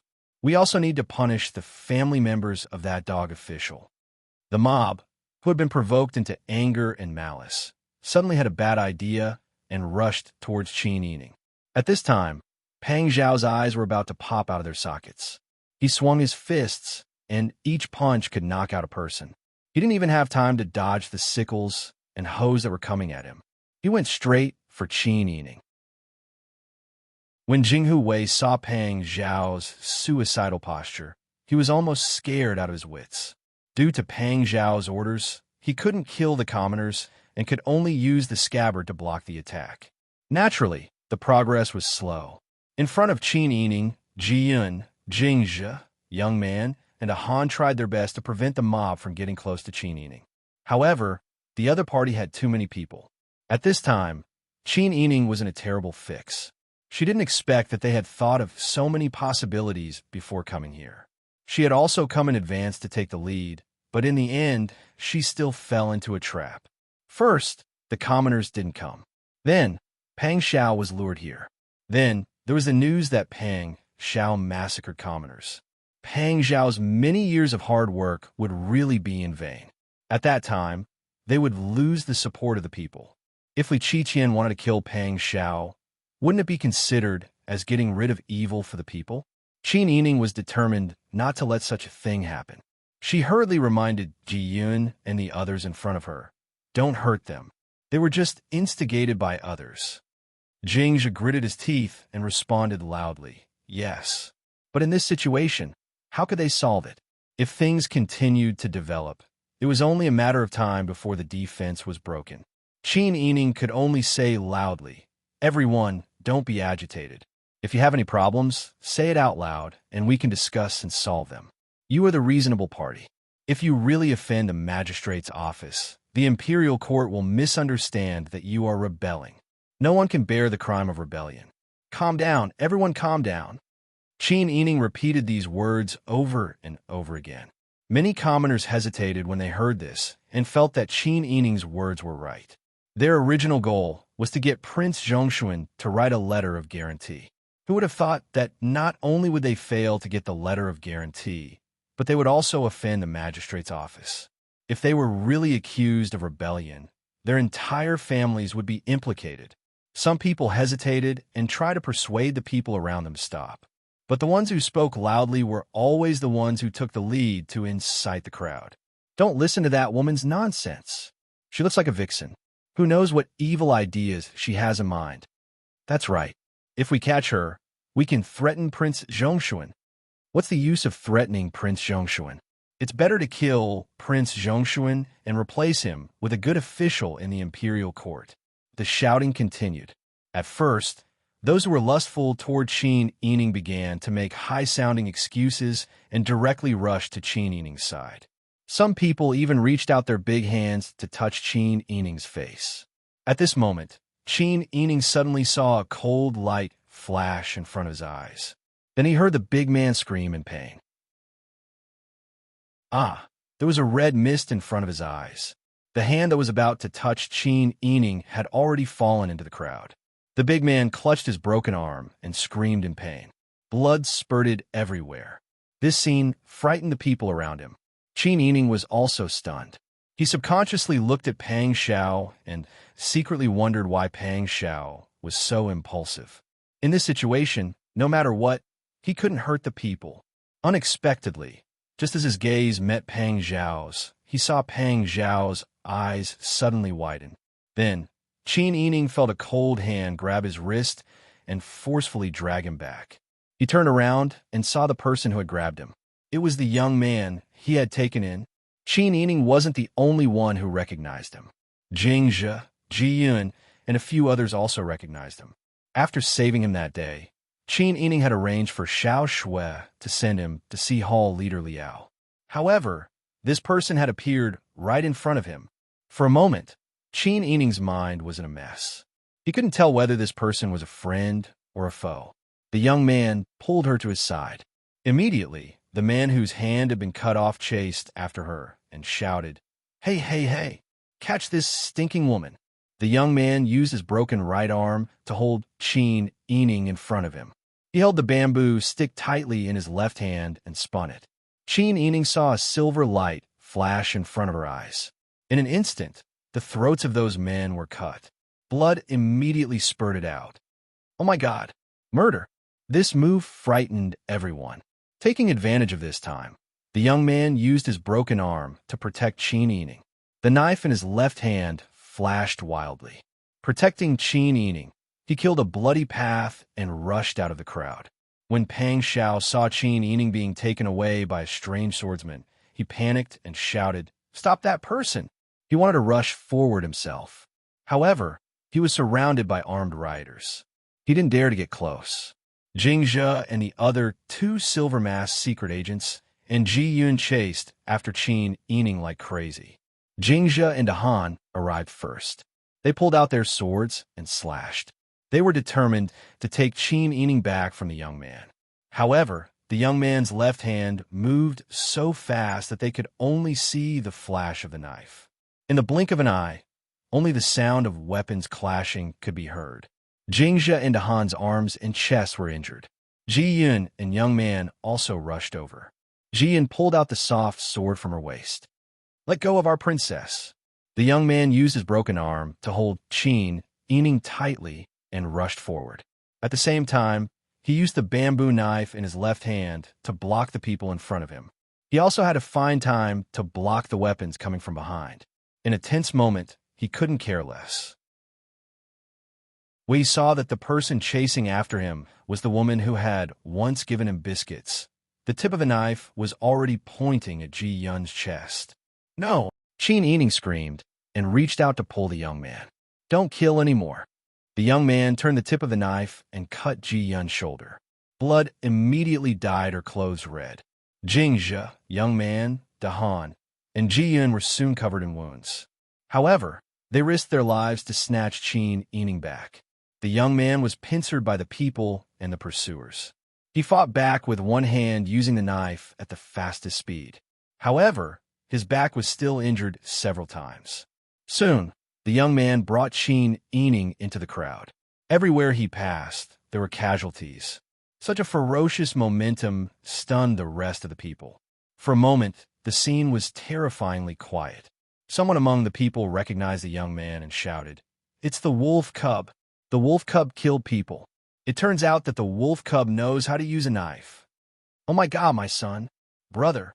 One after another, people found that their family members had been injured by the young man and fell to the ground. The people immediately cried and pointed their anger at the young man. "Catch that wolf cub and kill him. Kill him." Someone shouted, and immediately, people rushed forward. However, how could the people with door bolts and farm tools be a match for the young man? Even Jingzhe and the others could only hurt the young man's skin. They couldn't get close to him at all. Pang Xiao had already caught up with Jing Hui. At this time, he didn't care about whether he would accidentally injure others. Pang Xiao pulled out his knife and rushed to the young man's side. However, the people in the crowd who had the intention to incite the crowd immediately led people to surround Pang Xiao. "Quick! Prince Zhongshuan also wants to escape. If he escapes, we will be sending the people to their deaths. Quick, stop him." Many of the people who were not injured by the young man rushed forward and surrounded Pang Xiao again. "Get out of the way! All of you, get out of the way!" Pang Xiao rushed left and right angrily. However, he couldn't kill without thinking. His hands were tied, and he could only watch as Qin Yining was taken away. At this time, the last string of reason in Pang Xiao's mind was almost snapped. His red eyes stared in the direction of the young man. "Sister Yi, Wang Yi, calm down." Su Weiji was also holding the scabbard in her hand. She was barely protected by Jing Hui as she followed Pang Xiao. She grabbed Pang Xiao's sleeve forcefully. "Wang Yi, think about the current situation. Why are you doing all this? Think about how much you have sacrificed. If all your previous efforts are wasted, Princess Consort will also be implicated. But Sister Yi has already been taken away." Wang Yi looked carefully. That person took Princess Consort but didn't hurt her at all. That means that he kidnapped Princess Consort and has a request. First, we have to get through this hurdle. Then, we can take our time to plan and save Princess Consort. At this time, Ji Yun was already exhausted. Her shoulder was in so much pain that she couldn't lift it. Separated by the crowd, the woman's voice was sharp and penetrating. "Wang Yi, that's the person we mentioned before. The person who was sent to the village." Those who didn't know the situation naturally didn't understand. Chapter 10-11. Pang Xiao's pupils suddenly shrank. She gritted her teeth and waved her scabbard.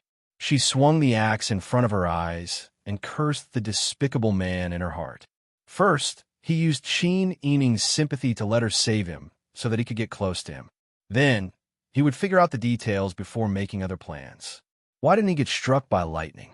Pang Xiao bellowed in rage. "Stop it right now. If you move again, you will be charged with rebellion. You don't care about life and death, but do you not care about your mothers and fathers?" While Pang Xiao was negotiating with the people, Qin Yining had been pushed out of the encirclement by the young man. Qin Yining was splashed with blood all over her body, but she was not hurt at all. The young man's face was pale. His dark blue cloth clothes were full of broken knife marks. The smell of blood was strong all over his body. Obviously, he was seriously injured. Except for the people who stayed in place to make Pang Xiao write the guarantee letter and still surrounded the government office. Many people whose families were injured by the young man chased after him with hatred, as if they wanted to tear Qin Yining and the young man into pieces. The young man was limping, but he still ran fast with Qin Yining. When no one stopped him, he put the bamboo knife's knob into the bamboo stick and clamped it under his right armpit. His uninjured left hand held Qin Yining and almost carried her feet off the ground. Qin Yining's heart was complicated. Why was she so stupid? Saving people was a good thing, but she didn't know that she had saved such a master. Maybe this person didn't need anyone to save him at all. She was meddlesome. The chaos of the crowd was getting farther and farther away, but the pursuers didn't slow down. The young man ran with Qin Yining all the way. They turned and turned in the county town and finally found a place to hide behind a pile of junk in a narrow alley. This place was already very far away from the yamen, so the clamor of shouting was almost inaudible. Only the sound of dogs barking in shock could be heard. The young man grabbed Qin Yining's hand and hid her behind him. They squatted close to the wall, using a pile of firewood and bamboo baskets as cover. From Qin Yining's angle, he could see that the young man's back was covered in cuts and bruises. Most of these wounds were inflicted by Jing Zhe and his men when they were trying to snatch her back. The commoners were no match for the youth's bamboo blade. He was completely unguarded against her. Qin Yining had a dagger in his hand. She could also immediately stab the dagger into the young man's back. However, when she saw the young man's body tensed up and he stared at the entrance of the alley like a vigilant beast, his left hand subconsciously protecting her, and the wound on his back was still bleeding, Qin Yining suddenly understood. Was this person trying to save her? He was a barbarian who did not know the rules. He was deaf and mute and could not understand what the people were saying. He only saw that some people wanted to take her, and some people wanted to touch her. With his skills, even 3 silver masked spies together were no match for him. Moreover, he had lost an arm and a leg. It was too easy for him to escape from Xiao Shui's sight. He could not hear and did not know the rules. When he returned to Danfu County and saw her being surrounded by so many commoners, and some people wanted to molest her, he would definitely rush forward to protect her if he wanted to repay her. However, he was now covered in cuts and bruises, but she was completely unharmed. Not a single strand of hair was missing. Other than her body being a little dirty, she was completely fine. When Qin Yining saw how people did things, she always did not care about what others said. She only cared about what others did. This young man could not speak, but he used his actions to bring her out of the mob's encirclement. He fought with all his might and used his body to protect her, not letting her get hurt at all. He was like a wretched and vigilant wild dog, baring his fangs and trying his best to protect her. Qin Yining did not know if she was overthinking things, but based on the situation in front of her, this was the conclusion she reached. The young man wanted to kidnap her. When they first met, he had many opportunities to do so. At that time, she was completely unprepared. He did not do so at that time, which meant that he did not want to kidnap her. Moreover, she had already shown her face in front of so many people and was being chased by so many angry commoners. If she left the young man now and was caught by those men with bad intentions, the consequences would be unimaginable. Thinking of this, Qin Yining made up her mind. She could not leave the young man. For now, she would follow him. It would not be too late to plan further after they escaped from danger. At this moment, there was a flurry of footsteps outside the alley. Someone shouted, "I saw them running this way with my own eyes. Damn it, once we catch that wolf cub, we will chop him up and feed him to the dogs. Yes, catch him. I want to avenge my brother." The curses of hatred gradually faded away with the footsteps. Qin Yining did not dare to move or make a sound. The young man was still tense. His left hand was already grabbing Qin Yining's wrist, and he did not move from his previous position. Not long after, the footsteps came back again. Is he really not here? He went that way. Let's go. Let's go and take a look. A group of people held torches and weapons as they ran in the other direction. At this moment, the young man grabbed Qin Yining's wrist with his left hand and ran out of the alley with her with the bamboo stick. The two of them reached the street and rushed forward with all their might. At this moment, Qin Yining was really glad that her physical strength was still good. She did not grow up with her parents and still had a pair of divine legs. If she had a 3-inch golden lotus, wouldn't she have been caught long ago? Over there, a loud roar came from far behind her. Qin Yining's heart trembled. She quickly turned around and saw a sea of torches chasing in their direction. The young man did not let go of Qin Yining's wrist and continued to run wildly. At this moment, the entire Danfu County was awakened by this unforeseen event. The 3 major clans of Danfu County accounted for 70% to 80% of the county's population. This time, they suffered the greatest loss. Naturally, the 3 major clans were the ones who led the commotion in front of the yamen, and they also sent the most people. But who would have thought that Prince Zhongshuan did not hurt anyone? Instead, he attacked the wolf cub who had been eating dog food in their county for 4 years. Unexpectedly, he was such a powerful person. The 3 major clans, regardless of whether it was the main clan or the side branches, had suffered more than 100 casualties. How could they let the murder go? As a result, Qin Yining and the young man did not stop chasing after them. Everyone wanted to catch them and cut them into pieces for revenge. The young man took Qin Yining and fled to the outskirts. They barely managed to shake off their pursuers and hid in a forest. In the darkness, the forest was full of shadows. The branches were messy, and the bushes gave off a strange and sinister feeling. The young man took Qin Yining to climb up the steep slope and hid her behind a bush, while he still stood in front of her to protect her. Now that they were far away from the city and in the mountains, the smell of blood on the young man's body was even stronger. Qin Yining knew that he was seriously injured. Because he had been running, his wound had been bleeding nonstop. She frowned and gently tapped the young man's shoulder. The young man turned around and met Qin Yining's gaze. He lowered his eyes and head. Qin Yining knew that he could not hear or speak, so she gestured at the wound on his back. The young man looked at her for a long time and shook his head. Qin Yining sighed helplessly. When she came out, she had brought a dagger and banknotes. She had also specially brought along various small packets of Bingtang medicine. Now is the time to put them to good use. She took out the packets of medicine. Just as she was about to move, she suddenly heard footsteps coming from the foot of the mountain. The firelight gradually grew brighter. Qin Yining put away the packets of medicine with a serious expression. The pursuers did not give him a chance to rest or apply medicine. Search. They must be nearby. Yes, catch that wolf cub. We must skin him alive. And that woman. Once we catch her, we must teach her a lesson. They are all lackeys who harm ordinary people. The group of people cursed and formed a wide circle as they walked up the mountain step by step. Qin Yining's expression was serious. If this continued, they would definitely be caught. The young man turned around and pushed Qin Yining's shoulder to hide her in the bushes. Qin Yining frowned as she was pressed into the bushes. Her hair was messed up by the branches, and her clothes were torn. The young man pursed his lips and looked at her. He patted her arm and nodded heavily.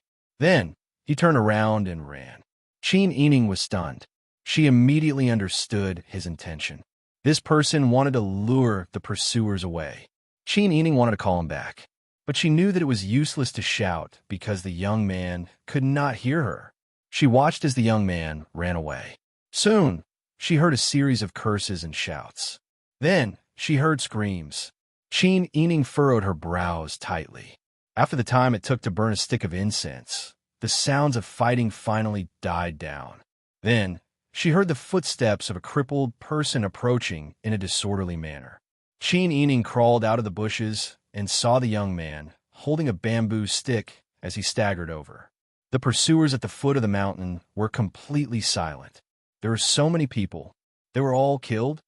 Qin Yining did not know what to say. This person was different from all the people she had met before. If she said that he was vicious, he could have ignored her. But because of Emil, he rushed into the crowd to take her away from the mob. Because of that, he got himself into trouble. Even though he was covered in wounds, he did not let her go.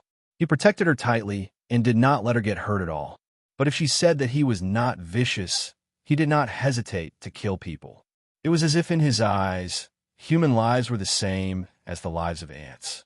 He killed people as if he was stepping on ants while walking. He did not feel guilty at all. Killing people was like eating a meal to him.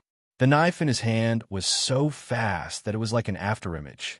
Even though he had lost an arm and a leg, he still had such outstanding skills. This was enough to prove this point. This person had been abused in Donfu County for 4 years. He was like a useless child beggar, eating pig food and dog food. He had never thought of fighting back. But why did he take the initiative to get involved this time? Was the truth really as she guessed? In the past, Qin Yining did not believe that this person was a murderer. But now, it seemed that he believed it. But why would such a person, who tried his best to repay her for treating him to a meal, kill the wife of the great benefactor who saved him? Chapter 10-12. Taking advantage of the fact that there were no pursuers, Qin Yining took out the small medicine bag again. No matter what the young man's past was, no matter how suspicious he was, they had to survive. Qin Yining gestured at the young man's wound and whispered, "This is medicine. You're injured and have lost too much blood. You must stop the bleeding immediately." After saying this twice, the young man's puzzled expression changed to one of understanding. He did not nod in agreement. Instead, he grabbed Qin Yining's wrist and continued to walk. His footsteps were already staggering, but he still refused to slow down. His grip on her hand was still very tight, and he refused to let go of his bamboo blade. This person was so stubborn and could not hear. Qin Yining could not persuade him and could only helplessly follow his footsteps. There was not a single ray of moonlight in the forest at night. Qin Yining staggered as he walked. The two of them had not walked far when the sound of footsteps came from the foot of the mountain. Qin Yining's heart skipped a beat. He was so nervous that his palms began to sweat. Now that he was sure that he would be safe with the young man, the people of Donfu County had shown extraordinary tenacity in chasing after them. This was easy to understand. 80% of the people of Donfu County came from the 3 great clans. The people who had caused trouble in front of the Yamen today were definitely from these 3 great clans. The young man had killed along the way, and most of the people he had killed were from these 3 great clans. They had aroused the hatred of these people. In addition, the people here despised the law and valued the rules of their clans more. Qin Yining could already foresee that they would be chased all the way. The people of these 3 great clans would not rest until they were dead. They ran all the way. If they could not escape, the young man would have to face the people chasing after them. Those people were no match for the young man. Wouldn't the hatred grow as the young man killed more and more people?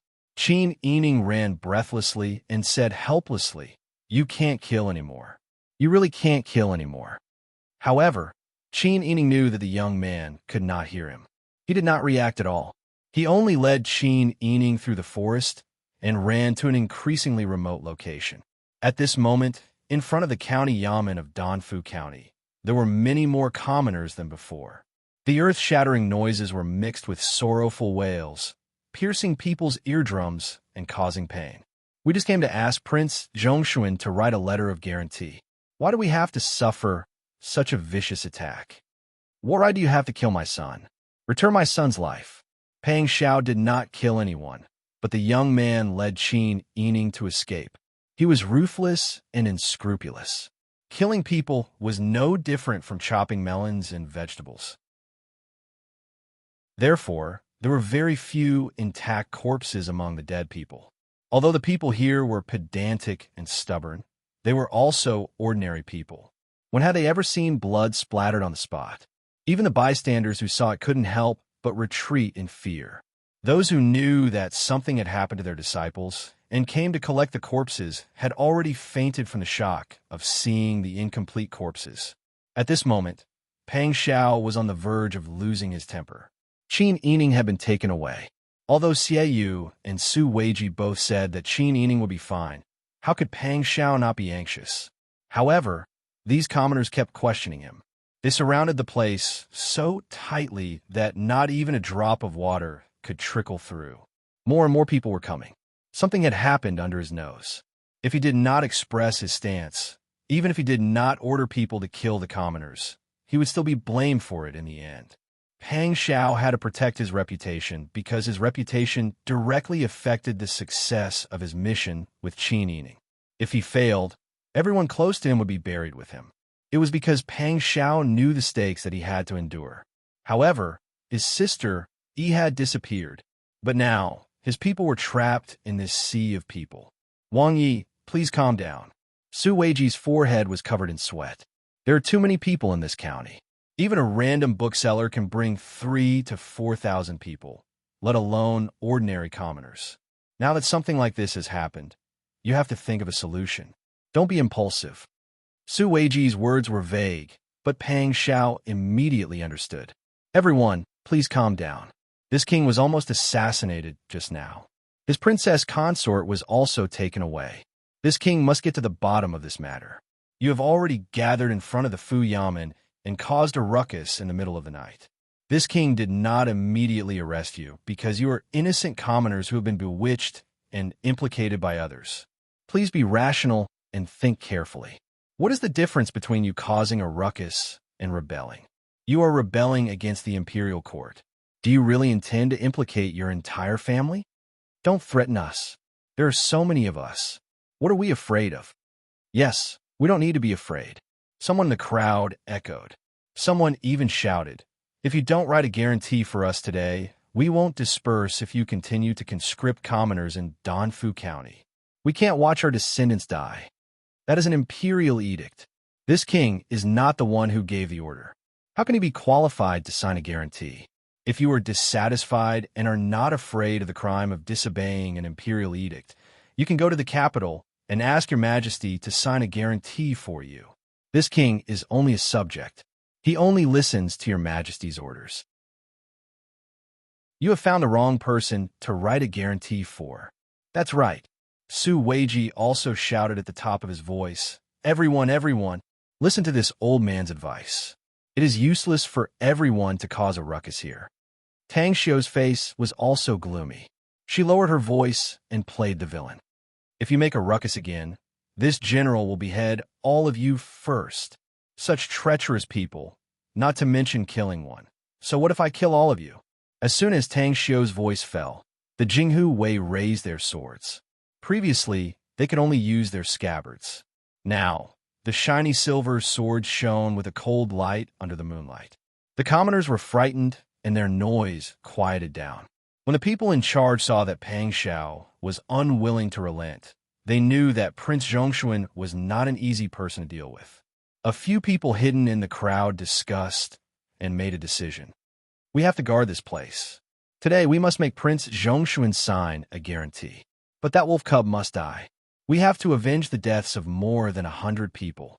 In that case, let's split into 2 groups. A small portion of the people in front of the Yamen will stay. The rest will go catch that wolf cub. With the leader's idea, the rest of the people also had a backbone.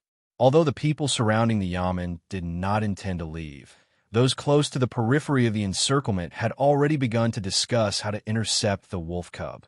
At the same time, Qin Yining was pulled out of the forest by the youth. It turned out that there was a village on the other side of the forest. There were not as many buildings as there were in the city. There were only 2 main streets. It was clearly a village under Danfu County. From afar, the village was pitch black. However, there was still one more day until the middle of the 7th month. The bright moon hung high in the sky, and the outline of the village could be seen clearly. At this time, the youth's footsteps were becoming more and more unsteady. He also loosened his grip on Qin Yining's wrist. Qin Yining was panting from running. Her breath was full of the youth's bloody smell. When they escaped from the forest earlier, they encountered another group of commoners who wanted to intercept them. Qin Yining did not want the youth to kill any more people. Just as she was about to speak to him emotionally, the youth protected her and brandished the bamboo blade in a silver flash. His technique was fast and ruthless. After seeing it many times, Qin Yining realized that his martial arts were different from Mu Jinghu's. Mu Jinghu's movements were graceful. Even if he was surrounded and attacked, he would try his best not to get hit. However, the youth in front of her did not care about whether he was injured or not. He raised his blade and faced the attacks head-on. If he could block, he would use his blade to block. If he could not, he would avoid his vital points and use less blood in exchange for his opponent's life. It could be said that he had been hurting his enemy at the cost of his own life. Such a ruthless person was ruthless to his enemy and even more ruthless to himself. He was just like the wild beast she had seen in the past. In order to survive, they would bite each other, even if they were covered in scars. Qin Yining looked at the youth's back. Under the moonlight, his dark blue short brown hair was full of messy cuts. The cloth wrapped in the smell of blood fluttered as they ran. Qin Yining was worried. How much blood could a person have? Who would be able to withstand such a method? It was not easy for them to reach the village. Qin Yining's legs were sore, and her calves were almost cramping from exhaustion. However, the youth did not slow down. He staggered and limped as he tried his best to pull her along. It was more convenient for the two of them to hide in the dark. However, the pursuers behind them did not seem to care at all. They held torches and lanterns. Qin Yining's hearing was not good enough to hear the voices and footsteps of the pursuers. However, when they ran, they kept looking back. They could see the lights behind them very clearly as they approached the village. "They're chasing us again," Qin Yining muttered to herself as she panted. The youth pursed his lips and turned back. He had obviously seen the lights approaching the village. He dragged Qin Yining around to find a place to hide. However, the structure of the village was too simple. Moreover, it was nighttime, so all the houses were closed. With great difficulty, they ran forward for a while. The youth dragged Qin Yining past the door of a wealthy house and pushed her into the shadow of the stone lion in the corner of the house. He pressed Qin Yining's shoulder and hid her in the shadow. Qin Yining knew that he wanted to hide her so that he could distract the people who were chasing after them. Qin Yining shook her head. "We can't go on like this." The youth naturally did not respond. He slowly stood up with the support of the bamboo pole and was about to face the enemy. Qin Yining stood up worriedly. "You die if you go on like this. Come back." Just as she finished speaking, the young man staggered a few steps forward and suddenly fell forward. Qin Yining turned pale with fright. She quickly ran in front of him and gently pushed his shoulder. What she touched was warmth. "How are you? Don't die." There were so many wounds and so much blood. Qin Yining felt that it was already a miracle that he was able to last until now before falling down.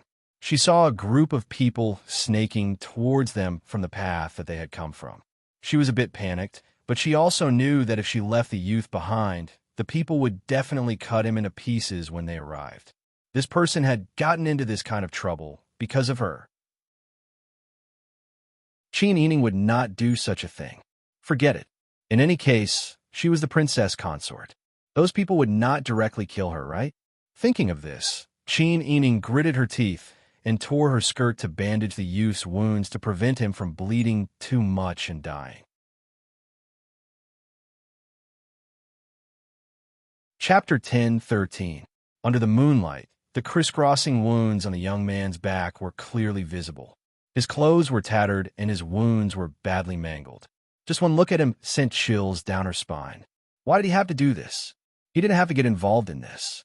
Qin Yining gritted her teeth and tore her skirt into strips of cloth. She wrapped them tightly around his wounds to stop the bleeding temporarily. She had brought the medicine from Bingtang, but the long line of lights was getting closer and closer. Qin Yining hurriedly bent down to help him up. She held the young man's bamboo knife in one hand and supported him with the other. She struggled to bring him to hide. Looking left and right, all the buildings in the village came into view. If they hid in the alley, they would be discovered immediately. The best plan now was to try her best to hide in the forest. However, the pursuers had already entered the village. The long line of lights was approaching at a speed visible to the naked eye. Qin Yining couldn't escape alone, let alone with another person. Qin Yining frowned. She could only drag him to the shadow of the corner where he wanted to hide her just now. However, in the blink of an eye, Qin Yining realized that something was wrong. The young man had lost too much blood, and there were bloodstains on the ground. As long as the pursuers lowered their heads, it would be easy for them to discover them. Qin Yining was at a loss for words. It seemed that she had to be mentally prepared to be captured. Those people might use her as a hostage and force Pang Xiao to write a guarantee. In order to bring her out of the encirclement, the young man had killed so many people. The people of Danfu County would probably punish him in their own way. The young man would definitely die. What should she do? At this moment, Qin Yining really hated that she wasn't as skilled in martial arts as Mu Jinghu. Creak. A soft sound unique to the opening of a door came from beside her. Qin Yining looked up in a panic and saw an elegant man in his 40s walking out of the mansion. He was also looking down at her and the unconscious young man. The man frowned. Qin Yining's heart was filled with helplessness and frustration. Oh no, they had been discovered. Although Qin Yining felt helpless and afraid, it was useless to only worry and fear when encountering danger. She began to picture several different situations in her mind and thought of a way to deal with them. Quickly bring him in and hide. The middle-aged man said anxiously. Qin Yining was stunned. She had thought of several consequences, but she had never thought that she would meet someone who didn't care about how many people the young man had killed in Danfu County. Seeing that the pursuers were about to turn into the street where she was, Qin Yining had no other choice but to believe the middle-aged man for now. Qin Yining carried the young man into the house. He carefully wrapped the young man with his outer robe to stop the bleeding for the time being. The middle-aged man supported the other side of the young man, and together with Qin Yining, they carried the young man into the house. The middle-aged man turned around and closed the door. At the same time, Qin Yining heard the sound of footsteps approaching from afar. There was no time to hide. Qin Yining quickly hid in the shadows behind the door with the young man. Through the wall, she could hear many people stopping in front of the door. Some people continued to run forward. Look, there's blood on the ground. The person seems to be nearby. Sure enough, someone with sharp eyes noticed the blood on the ground. Immediately, someone said, "Is this person trying to harm Philanthropist Wang?" "No, we have to inform Philanthropist Wang." Then, someone knocked on the door. After 4 or 5 knocks, the middle-aged man who had been standing by the door, Philanthropist Wang, slowly answered the door. "Who is it?" "It's me." Philanthropist Wang pretended to be confused and pushed open the door. "What's going on outside? Did Prince Zhongxun agree to our request?" Qin Yining nervously held her breath. She covered the unconscious young man's mouth with her other hand. They were very close to the pursuers. If the pursuers took 2 steps into the yard, they would be discovered immediately.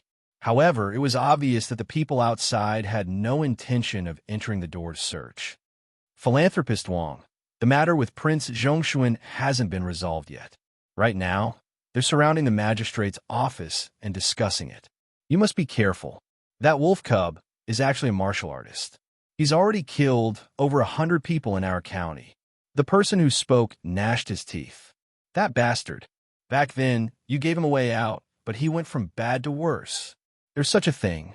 Philanthropist Wang was stunned. He still doesn't know how to repent. The informant said, "Don't be too naive. The Yuan, Liu, and you families have all said that they must catch this wolf cub, even if they have to risk their lives. We are afraid that the wolf cub will hold a grudge against you and come to you for revenge. You must be careful." Philanthropist Wang nodded repeatedly. Okay, I understand. Thank you for coming to tell me." "You're welcome." The informant smiled and said, "When you see old Steward you later, please give him a good word." "Of course." Philanthropist Wang nodded. After sending away the pursuers, Philanthropist Wang quickly closed the door. He put his ear to the door and listened to the movements outside. The entire village was in chaos, but he let out a sigh of relief. He turned to nod at Qin Yining and beckoned for her to follow him inside. At this time, a few young servants came forward without saying a word and helped the unconscious young man to carry him inside. When Qin Yining saw this, she could only follow. Qin Yining already had a guess. This philanthropist, Wang, was probably the one whose wife had been killed, but he didn't immediately punish the murderer. Now it seemed that this philanthropist, Wang, didn't hate the youth that much. Therefore, if it wasn't that philanthropist Wang didn't have any feelings for his wife, then it was possible that there was a hidden story behind the killing of his wife. As Qin Yining's thoughts flashed, she had already followed philanthropist Wang to a side room. The servants placed the young man on the bed and left as instructed. There were no outsiders here. Philanthropist Wang respectfully bowed. This commoner pays respects to Wang Fei. Qin Yining's eyebrows jumped slightly. Thinking about it, the entire county had gone to the Prince Zhongshuan to ask for help. It wasn't strange that he knew who she was. No need for formalities. Many thanks to philanthropist Wang for saving my life. Not all. This commoner is just a merchant and doesn't deserve Wang Fei's thanks. Also, the person in trouble was him. Philanthropist Wang looked at the unconscious youth on the bed with a complicated expression. Wang Fei, please forgive me. I don't have any servant girls in this residence. Only a few rough servants. They are skilled in movement techniques. I can't call a doctor right now. This commoner will go prepare some hot water and give him a simple clean and bandage later. How about Wang Fei rest for a bit and eat some food? This person didn't plan on helping the people capture her to threaten Peng Xiao after the Yamen had been surrounded in the city. However, Qin Yining wasn't a person who was afraid of trouble. This philanthropist Wang's actions were strange, but no matter how strange, it wasn't as important as the youth's situation right now. The youth had lost too much blood and fainted. If things went wrong, he would lose his life. Putting aside the fact that the youth had taken her out of the encirclement and disrupted her plans, she couldn't ignore the injuries the youth had received along the way to protect her. I'll take care of his wounds. I have some medicine for wounds. It's fine if there aren't any servant girls in the fu. Please prepare some salt water and sugar water. We'll have him drink it later. Qin Yining instantly took out the small medicine bag he carried with him. He followed the instructions of Bing Tang to find the right medicine. Philanthropist Wang saw that Qin Yining was planning to personally save the youth and stilled. He sighed emotionally. It is his good fortune to have met Wang Fei. Such a familiar and emotional sigh caused Qin Yining to be even more certain that there was something going on between the two of them in the past. Qin Yining said calmly, "It's not a blessing. I just gave him a full meal. I hadn't thought that he would gamble his life for this. No matter what, he wanted to take me out of the encirclement. If he didn't take me with him, he wouldn't have received so many wounds. Just based on his sincerity, I couldn't ignore him. You are a good master." Philanthropist Wang placed a wooden basin filled with hot water by the bed. He then silently went to prepare salt water and sugar water. Qin Yining felt it was strange when she heard his response. She and the youth had only met by chance. They didn't have a master-servant relationship. She did not reveal such information to Philanthropist Wang, but Philanthropist Wang sighed with emotion the moment he opened his mouth. Qin Yining found 2 kinds of medicinal powders for external use and a bag of medicinal pills that could be used. She then started to treat the youth's wounds. Her movements weren't very skilled. At least, she couldn't compare to a doctor. However, she had been injured many times when she had survived in the wild. She wasn't afraid of treating wounds and knew a bit about it. The medicinal powder that Bing Tang gave was very effective in stopping bleeding. The longest wound on the youth's back was so deep that the bone could be seen. After the medicinal powder was applied, it stopped bleeding. Qin Yining was even more generous when she saw this. She used all the medicinal powder she had and used the clean white cloth that Philanthropist Wang had prepared to bandage the wound. At this time, Philanthropist Wang came in with a tray. There were 2 large bowls on the tray. The sugar water and salt water are here. Qin Yining nodded and smiled. Thank you for your help. I don't dare. Philanthropist Wang came forward and helped the youth turn over so that he was lying on his side. He fed the sugar water and salt water spoonful by spoonful into the unconscious youth's mouth. Although the youth was unconscious, he still had the ability to swallow. Soon, he finished the 2 bowls of water. Qin Yining took out another bag of medicinal pills. He took out 3 crushed pills and mixed them in half a bowl of warm water. He gave the pills to philanthropist Wang to feed to the youth and explained, "This is medicine to clear away heat and cool the blood. His injuries are so serious. The wound will definitely cause a high fever." Philanthropist Wang nodded and began to feed the youth the medicine again. Qin Yining looked at philanthropist Wang's patient actions from the side. His suspicions deepened. He hated the person who killed his wife so much that he didn't want to give him a quick death. Instead, he broke his arms and legs and made him beg for 4 years. During these 4 years, he had been fed pig food to sustain his life. Wasn't philanthropist Wang's patient treatment a bit too suspicious? After feeding the youth the medicine, philanthropist Wang sat on the side and didn't leave. Qin Yining was a bit worried. He was afraid that if he left, philanthropist Wang would do something to the youth. Therefore, he didn't leave.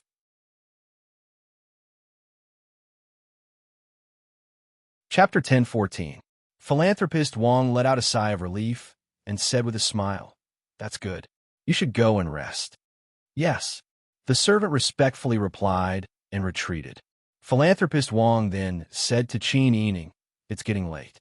Why don't you go and rest?" Qin Yining shook his head. "Thank you for your kindness, but I'm not tired yet." Although her dress was stained with blood and her hair was messy, she didn't think it was important. She didn't feel at ease leaving the youth alone in front of philanthropist Wang. Philanthropist Wang seemed to have seen through Qin Yining's concerns. He smiled bitterly and didn't try to persuade her anymore. The bright silk lamp outlined the pale and thin outline of the unconscious youth. Philanthropist Wang looked down, and after a long time, he opened his mouth. Once upon a time, there was a person who was born in the countryside. His father was a scholar, and his mother died early. His family was poor when he was young. When he was 7 or 8, his father also passed away. He then became a clerk in a small shop. Qin Yining looked at philanthropist Wang and didn't interrupt him. Instead, he listened to his slightly hoarse voice. He was a smart child, because he was taught by his father when he was young. Although he wasn't very talented, he could at least read and calculate. Thus, he was supported by the shopkeeper in the shop. Later, due to the chaos of war, the shop could not continue to operate. In order to make a living, he became a traveling merchant. He traveled extensively, saw many aspects of the world, and experienced many dangers. As his horizons broadened and his mind became more flexible, his business grew bigger and bigger. However, the world was chaotic, and he was a traveling merchant. He wasn't married. He was already 27 that year. When he came to a wealthy county, he met a young lady while he was traveling. He was quite handsome. The young lady took the initiative to interact with him a few times. Later, a matchmaker came to propose marriage. However, the young lady was the legitimate daughter of a large local family. Her father didn't like the traveling merchant at first. Later, after many twists and turns, he proposed that the traveling merchant marry into their family. He was used to traveling as a merchant and had no relatives in his hometown. Moreover, he truly loved Miss, so he agreed to marry into her family. After becoming the son-in-law of that rich family and receiving the support of his father-in-law, Mount Tai, his business was like adding wings to a tiger. He set up his own business and established a big business. In just a few years, the income he earned was even more than his father-in-law's family. Philanthropist Wang raised his head and looked at the green bamboo embroidery on the curtain. He continued, "Originally, he and that young lady were very loving. However, no matter how deep the feelings were, they could not withstand the erosion of time. He could gradually feel that the young miss was beginning to treat him half-heartedly. One year, he went on a long trip. When he returned to the county, he found an unconscious young man. The young man was wearing a long robe and straw sandals. He didn't look like a Taitan, nor did he look like a foreigner from Baiwei. There was also a strong smell of the sea on him. It was obvious that he wasn't Han. The merchant was moved by compassion and saved the youth. He invited a doctor to treat him and kept him alive for a few days. After the youth recovered, he kowtowed to the merchant and often followed the merchant like an imperial bodyguard. At that time, The merchant thought that perhaps the youth wanted to be his bodyguard to protect him and repay him for saving his life. Qin Yining's eyes were wide open as he looked at the unconscious youth on the bed. Philanthropist Wang continued. The merchant originally thought that the youth was an honest person who was skilled in martial arts. He often did business, so it would be good to have someone skilled in martial arts protecting him. In any case, he wouldn't mistreat the youth, so he acquiesced to his actions. Who would have thought that after only one day, something big would happen in the merchant's family? Philanthropist Wang suddenly turned around to look at Qin Yining. His eyes were dark and his voice was trembling. That night, the merchant found out that his wife was having an affair. All these years, he treated his wife wholeheartedly. Even if his wife was cold to him, he didn't think much of it. Suddenly, he found out that she was having an affair with the adulterer. His blood boiled, and he wanted to catch the adulterer. However, in his anger, the merchant forgot that he wasn't an expert. He only knew some basic martial arts. In a few moments, he was tied up by his wife and the adulterer. From the conversation between his wife and the adulterer, he realized that his wife had been having an affair with the adulterer for a long time. His father-in-law, Mount Tai, also knew about it. He even condoned his daughter's actions and wanted to steal his family's wealth. The merchant already had too much wealth in his hands. His father-in-law was a greedy person. He and his wife came up with this plan. They wanted to use this opportunity to kill the merchant and rightfully obtain his wealth. At that time, the merchant was completely disheartened. But just as his wife and the adulterer were about to kill him, the youth he saved suddenly appeared. His knife skills were extremely fast. Before the merchant could stop him, the adulterer who was about to kill him was killed by the youth. The merchant was scared out of his wits. It took him a long time to react after he was untied. Before he could think of a solution, his father-in-law rushed over with a large group of people as if he had planned it all along. They surrounded their family's mansion. The merchant's father-in-law found his daughter's corpse and questioned him sternly. The elders and guards who came with him were also very aggressive. The merchant was shocked and angry at that time.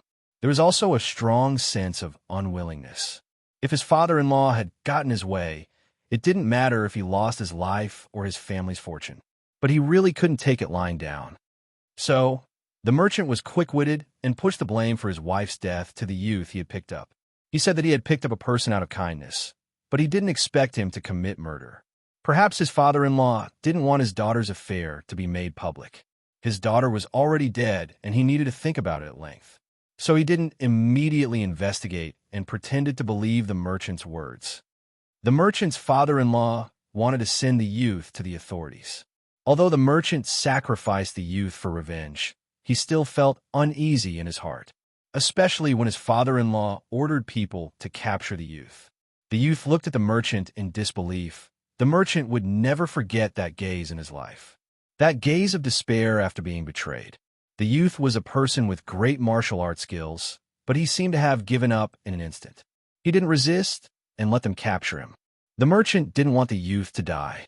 He persuaded his father-in-law not to report it to the authorities.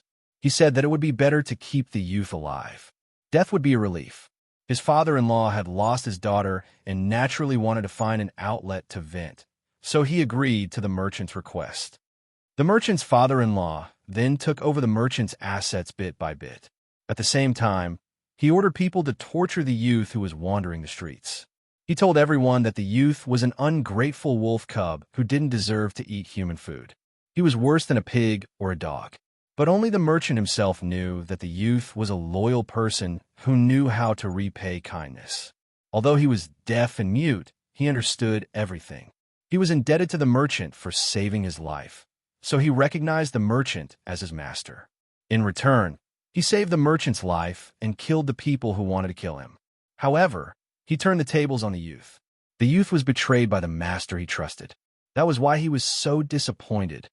People who valued morality and kindness treated these as beliefs and beliefs. After being betrayed, he was disheartened and allowed others to bully him. He even had his arms and legs broken. Philanthropist Wang looked at Qin Yining with a smile and said calmly, "It has been more than 4 years. The merchant's assets were almost all taken over. He was alone and couldn't fight against the powerful clans. He couldn't resist it all. He lost his wife and family because of his father-in-law's greed. He was also an innocent person who was betrayed. And all these things that he went through, don't the people around him know about it? Those people who saw his assets change owners one by one, don't tell me they didn't notice anything? Those people only received some benefits from his father-in-law and didn't want to pay attention to it. The merchant didn't let anyone down. Everything he did in his life was open and above board. The only person he let down was the youth who was abused for 4 years because of him. Philanthropist Wang looked at the unconscious person on the bed, and his voice became softer. That's why this commoner said that the princess is a good master. If only he had met you earlier. Qin Yining pursed his lips and didn't say a word. The room was so quiet that one could hear the sound of breathing. After a long silence, Philanthropist Wang suddenly stood up and turned to Qin Yining with his hand behind his back. He said with a smile, "For the sake of that loyal person, this commoner will tell the princess one more thing." "What is it?" Qin Yining's voice was a little hoarse. Philanthropist Wang said, "Do you know why this commoner didn't go to Huichuan County? Actually, this was my idea." "What?" Qin Yining suddenly stood up and couldn't help but raise his voice. "Don't be surprised. This was really my idea. Although Magistrate Chung and the Liu family are inextricably linked, perhaps you don't know that Magistrate Chung is a good person who wholeheartedly serves the country and the people." Qin Yining was stunned and slowly stood up. Philanthropist Wang said, "Magistrate Chung read the court bulletin and knew that there will be a flood this year. After the flood, there will be a drought. In less than a year, there will be a famine in the south. When Zhou was first established, the national treasury was empty and there was a limited amount of money. The emperor didn't think about how to relieve the disaster, but instead started building the imperial mausoleum. The limited amount of money wasn't used to save people, but was used to do such a thing. Magistrate Chung was so worried that half of his hair turned white." Philanthropist Wang's lips curled into a smile. If one looked closely, they would find that there was a hint of mockery. "I haven't known Magistrate Chung for long, but I'm honored to be regarded as his confidant. Once when we were drinking, we talked about this matter. Magistrate Chung was worried that the imperial court wouldn't be able to relieve the famine. He was afraid that the country that had just stabilized would become unstable again. At that time, the people would suffer."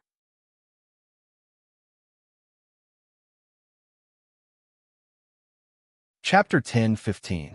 Philanthropist Wang looked at Qin Yining. Even though he had said these words, his expression was still calm and his smile was still refined. But when Qin Yining looked at Philanthropist Wang like this, he felt a chill run down his spine. Then he felt anger. "Philanthropist Wang, did you really think about the people when you did this?" Qin Yining did not look directly at Philanthropist Wang's expression and said without hiding anything, "You were betrayed by your wife. Your father-in-law plotted to steal your family property, and you have been suppressed for 4 years. Bit by bit, your hard-earned family property was swallowed up, but you could not fight back and could only watch. This feeling of powerlessness is even worse than being killed, right?" Philanthropist Wang looked at Qin Yining with a very calm expression. "Wang Fei is wise. So you said that you came up with this idea because you admire Magistrate Cheng's dedication to the country and the people. You should say that you want to use Magistrate Cheng's knife." Qin Yining sat on the edge of the bed and looked at the sleeping youth. He slowly said, "You came from outside the village, so you are like us outsiders. You can see at a glance that the people of this county are united in front of the 3 large groups. They can ignore the laws of the country, but they cannot ignore the rules of their families. Their thoughts are ignorant and stubborn. These people may not be bad people, but the things they do are the most unforgivable. You hate them for not upholding justice for you. You hate them for helping their relatives instead of reason. You hate them for being indifferent to all the injustices and misfortunes that you've encountered. You even pin the crime of your father-in-law's family, trying to steal your family's property, on everyone in the county." In the quiet room, the lantern lit up again. Philanthropist Wang was standing not far from Qin Yining and suddenly showed an interested smile. Everyone says that Prince Zhongshuan's consort is intelligent. Today, I see that it is true. Wang Fei is right. I do have such thoughts. I have never wronged them, but how do they treat me? I have already said it. I can say with a clear conscience that I have not wronged them. I have only wronged one person. Moreover, this time, he has helped me greatly. For a moment, Qin Yining didn't realize what he was talking about. Philanthropist Wang laughed. While you were being hunted, he helped me kill so many people from Danfu County. How could that not be considered helping? Those fools deserve to die.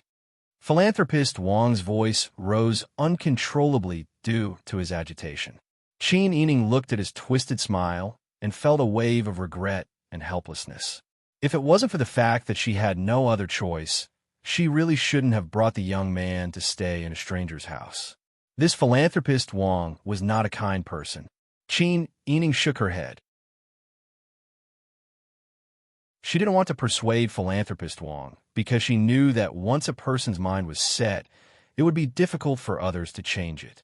Qin Yining simply said, "Every injustice has its perpetrator, and every debt has its debtor.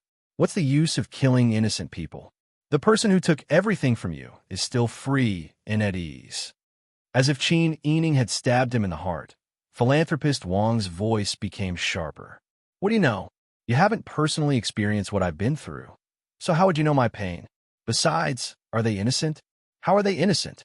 They're all jackals of the same tribe. You're just standing in a high position now and can casually judge others. Could it be that if you were in my position, you would be able to think of a better idea? Ideas are all thought of by people. You're so intelligent that you can think of such an idea. You're killing two birds with one stone. If you want to take revenge on the person who stole your property, you just need time and opportunity. You just can't wait." Qin Yining's words made philanthropist Wang speechless for a long time. After a while, philanthropist Wang suddenly laughed. "Everyone says that Prince Zhongshuan's consort is the daughter of the wise Panin. She has always been talented, beautiful, and shockingly intelligent. Now it seems that this is indeed the case." Qin Yining smiled and didn't say anything more. She had already said what she wanted to say, so there was no need to anger philanthropist Wang at this time. However, according to philanthropist Wang's way of doing things, this person was bigoted and stubborn, and his methods were also very ruthless. If someone wronged him, he would blame all of the hatred on that person's entire family. He wouldn't even let the other 3 families in the county go. Just now, he even mentioned the people that the young man killed today. What if philanthropist Wang had sent people to watch the young man's every move? Perhaps from the time she saved the people to when she and Peng Xiao came together and was rescued. Even when the young man rushed into the crowd to save her, perhaps it was all within philanthropist Wang's calculations. Even if he didn't understand others, he knew the young man who would repay kindness.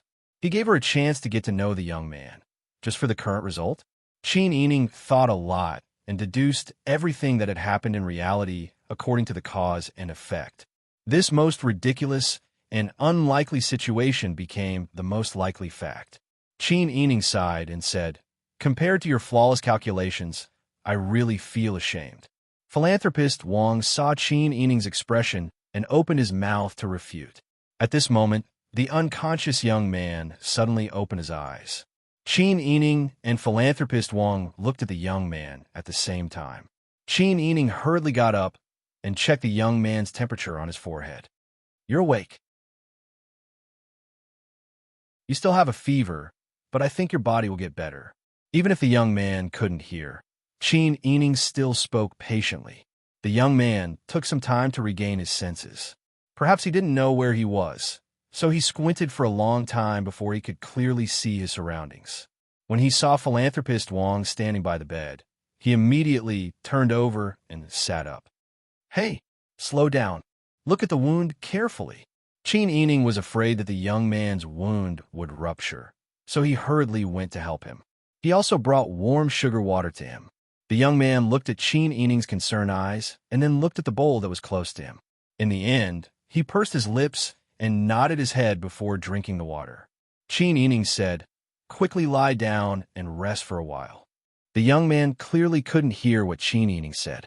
He He just stood up and grabbed the bamboo knife that was stuck to the edge of the bed. With his other hand, he grabbed Qin Yining's wrist and strode out. Qin Yining realized that the young man wanted to take advantage of this moment to leave with her. He pulled on his sleeve to force him to stop and turn around. It's really not suitable for you to go out in your current condition.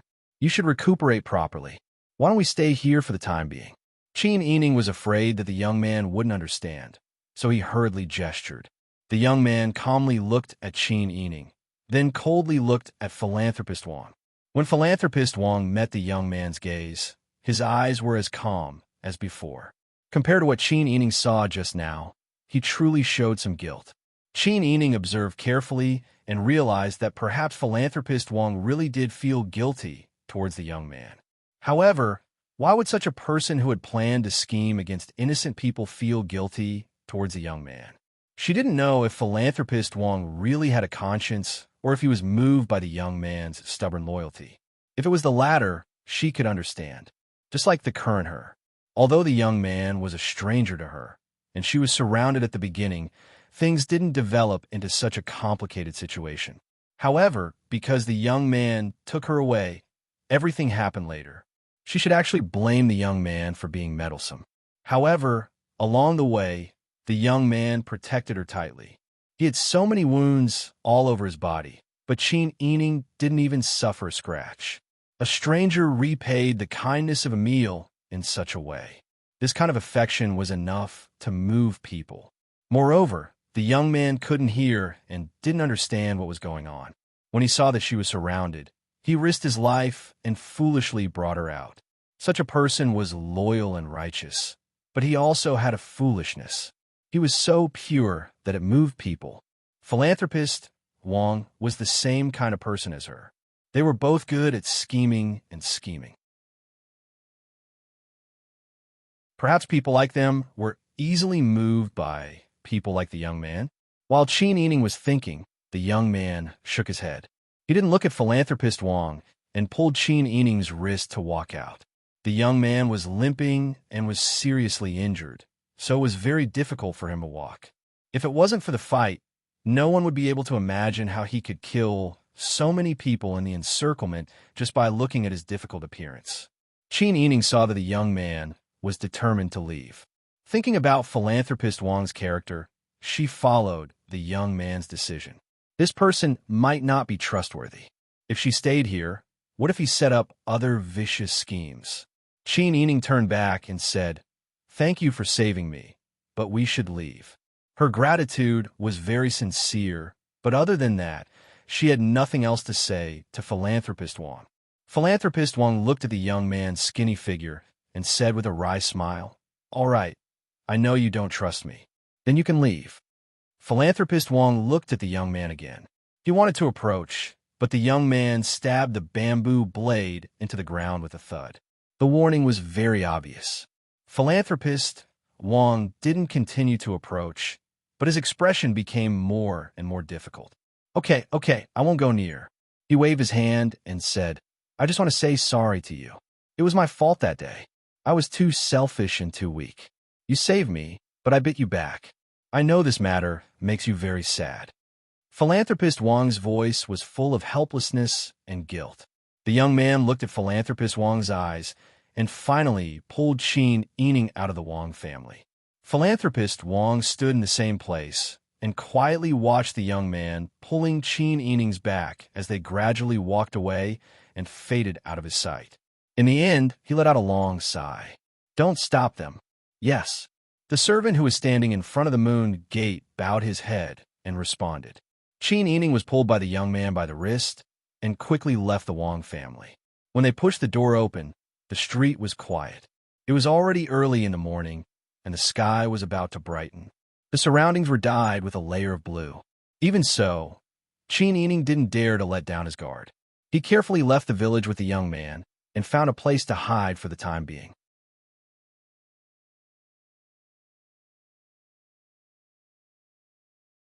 Chapter 10:16. The young man obviously had the same idea as Qin Yining. Although they hadn't found any pursuers in the village, Wang Dashan lived in the village. They were worried that he would suddenly change his mind and chase after them. The young man's limp seemed to be worse than before. In the quiet night, Qin Yining could hear his tired breathing. Qin Yining was also very tired. She didn't even have time to rest when Wang Dashan was treating the young man's injuries. However, it was fortunate that she brought the medicine from Bingtang. Otherwise, the young man's condition would be bad. The two of them walked along the small path in the village for a while, avoiding people and heading towards the outskirts of the mountain. After passing through a large field, they arrived at the foot of the mountain. The young man pointed at the mountain, then pointed in the direction of Danfu County and gestured a few times. Qin Yining smiled. "You want to rest here and send me back when it's safe?" The young man obviously wouldn't answer her. He looked for a good angle and started to climb the mountain. Although Qin Yining was tired, she had the experience of living in the wild in her early years. Her body had also recovered a lot under the careful care of Bingtang. The last time she went to Wanfo Temple, she was able to endure the steep mountain path. Not to mention that she was running for her life today. A small hill like this was naturally not impossible for Qin Yining to climb. The two of them hid their tracks as they walked. They looked for a place to hide in the mountain and finally chose behind a small slope. A tall tree with a thick trunk grew on the slope.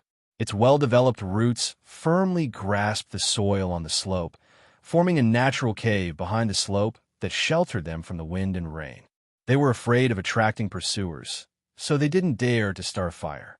Qin Yining sat inside, while the young man held the bamboo stick and guarded the entrance of the cave. In the quiet mountain, only the chirping of birds and insects could be heard. Occasionally, there were the cries of wild animals. The sky gradually began to brighten. Everything outside the cave was covered with a layer of blue gauze. The morning wind, mixed with dew, made people feel very cold. Qin Yining rummaged through the small medicine bag in her arms under the morning light. She found the pills to treat the young man's wounds, some to replenish blood, some to increase physical strength, and some to treat colds. He prepared a few different kinds of pills and delivered them to the young man. "Eat these first." Qin Yining was afraid that the young man would not believe her, so she gestured and said, "This is a life-saving item. Just now at the Wang family, I gave you this to save your life."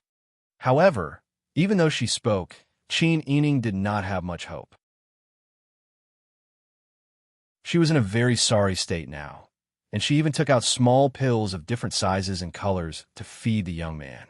The situation was very strange no matter how one looked at it.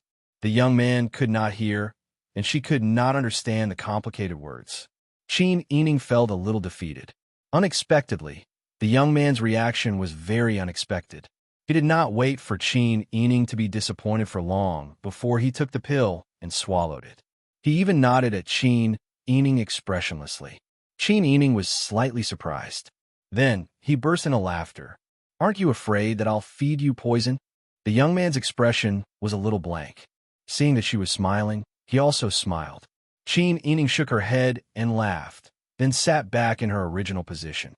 She rubbed her legs tiredly, then hugged her knees and curled herself up. She did not sleep for the whole night. She had spent the whole night being chased. In addition, the young man had collapsed, so she was constantly tense. Only when she relaxed did she realize how tired she was. Taking advantage of the fact that the pursuers had not found them yet, it was important to quickly recharge their energy. No one could guarantee that those hate-filled fools would deal with them later. Qin Yining gradually fell asleep. The young man turned to look at her, then hugged his bamboo stick and closed his eyes to sleep. It was a blessing from the heavens that the pursuers did not immediately find them. Perhaps they had just searched the village, so they thought that they had fled elsewhere. The two of them rested until the afternoon, until they were hungry. Qin Yining even went to pick a lot of wild vegetables and fruits. As usual, the two of them did not dare to light a fire, afraid that the smoke would attract the pursuers. They drank mountain spring water and ate fruits and wild vegetables to fill their stomachs. However, after eating lunch, Qin Yining still made the rational decision to go down the mountain. Although Danfu County is a big county, if they can't find you anywhere else, they will definitely come back here. After all, you left a bloodstain here. Maybe they will even suspect that we are hiding in philanthropist Wang's house. After all, the last bloodstain was in front of the Wang family's house. The pursuers did not suspect philanthropist Wang before because they had the impression that philanthropist Wang's wife was killed by the young man. However, after they really could not find him, how could they not think about it? Even if they did not suspect philanthropist Wang, they would suspect that the young man was hiding in a familiar place. Qin Yining and the young man had a hard time communicating, but at least the other party understood her through sign language. The two of them quietly went down the mountain and carefully observed the surroundings. Although they knew that they could not stay in the village, they did not know which direction was safe. Qin Yining pursed her lips and pondered. Just as she was about to make a decision, she suddenly saw a red in the sky from the corner of her eye. It flashed silently, and finally, the light gradually disappeared and turned into a puff of white smoke, which was blown away by the hot afternoon wind. The whole process took only a few breaths. If one did not pay close attention, they would not have noticed it. Qin Yining widened her eyes in surprise, but her heart was filled with joy. It was the Qingtian Alliance's unique firework. It was used to contact each other in an emergency. Because they were afraid that the signal would be ignored, they had a fixed interval. If there was no response from the same firework after 3 fireworks, it would be considered a failure. They could only use this method to contact each other after a period of time. Qin Yining pointed in that direction and said to the young man, "Let's go there. My men are there." Seeing Qin Yining's happy expression, the young man also smiled. Qin Yining took out a similar firework from her belt and lit the fuse with a match. The fuse made a light pop sound and sparks flew. Then, a red light shot up into the sky and disappeared in the blink of an eye. Qin Yining signaled for the young man to quickly follow her. As she walked, she observed the sky. She did not see any more fireworks coming from that direction, so she was certain that the other party had received her message. While they were hurrying, Qin Yining had already thought about the reason for the Qingtian Alliance's arrival and who they would send. In the end, she guessed that it was Hall Master Liao.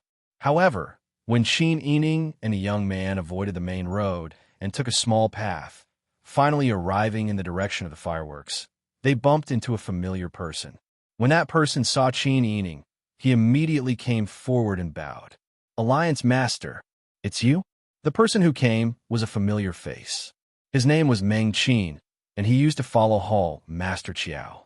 Later, when Liu Ban and Guan Dahu contacted the Alliance members, he even helped Hall Master Liao send a message to Qin Yining. "Why are you here? Did Hall Master Liao order you to come?" Meng Qin said, "Yes, but the Alliance Master might not know that I secretly followed you out. Hall Master Liao couldn't come out, and he was worried that you would encounter some danger outside, so he arranged for me to secretly follow and protect you. Although my martial arts are average, my legs are strong, and I'm good at hiding my tracks. Previously, when you were kidnapped in the county town, I was scared out of my wits." As he spoke, Meng Qin glared at the crippled young man behind Qin Yining. "This fellow ran too fast. I couldn't keep up, and I was worried about your safety. However, I also guessed that this fellow didn't have any ill intentions towards the Alliance Master." Qin Yining was a bit surprised, but also a bit moved. "It's you who are considerate." Meng Qin smiled and scratched his head. "It's all part of this subordinate's job." "That's right. I just found out the location of the subordinates that Wang Yi arranged to meet you. Now that you and this fellow are outside, it wouldn't be good if you were caught by those rioters. Wang Yi is still surrounded in the county town. Why don't you go and meet up with Wang Yi's subordinates first?" Qin Yining didn't interfere much with Pang Zhao's matters. She would only speak her mind when Pang Zhao couldn't make up her mind and wanted to discuss something with her. This time, Pang Zhao only brought Xie Yu and Su Weiji with her to prevent any accidents from happening in the county town. She left a portion of her advisors and Jinghu Wei outside the town. If anything happened, these people would be able to provide support. When she entered the town, the ceremonial guards were all bestowed by the emperor, as well as the Wang residence's soldiers and a small number of Jinghu Wei. That's good. Wang Yi arranged for Mr. Tao to stay outside the town. They must have heard that something happened in the town and came in. That's right. This subordinate couldn't find Alliance Master, so I guessed that Wang Ye's subordinates would definitely enter the town to meet up with Wang Yi. That's why I kept an eye on them and found out where they were. However, this subordinate didn't act rashly. I was afraid that they wouldn't recognize me and would mistake me for someone with ulterior motives and capture me. Qin Yining smiled and said, "That's good. Let's head over there now." Okay. Meng Qin took out an oiled paper bag from her pocket and removed the water pouch from her waist. "Alliance Master, these are the dry rations, beef, and water I specially brought for you. Please make do with them first." Qin Yining had washed her face with spring water on the mountain and combed her hair simply. However, she didn't have time to clean the bloodstains all over her body. She looked rather pathetic, and Meng Qin's heart ached when she saw her. Qin Yining didn't stand on ceremony. She took the oiled paper bag and opened it. There were several crispy pancakes sprinkled with salt and pepper, as well as slices of marinated beef. She took out a pancake and cut it open in the middle. Qin Yining first handed the pancake to the silent youth behind her. "Hurry up and eat." The youth was a little surprised. He looked hesitantly at Meng Qin and didn't reach out to take the pancake. Meng Qin rolled her eyes at the youth unhappily, then turned her face away. He felt that this barbarian had caused all this trouble by taking Qin Yining away with her. Qin Yining smiled and handed the pancake to the youth again. She made an eating gesture. The youth's lips gradually pursed as though he was trying to hide a smile. Qin Yining saw a dimple appear on his right cheek. He took the pancake with his left hand and took a big bite. Qin Yining laughed. "That's right. If you don't eat your fill, how can you have the energy to travel?" Qin Yining took a pancake and ate it. Then, he took a pancake from Meng Qin and placed the beef in it. Meng Qin smiled and said, "Alliance Master, I already ate on my way here. I specially prepared this for you."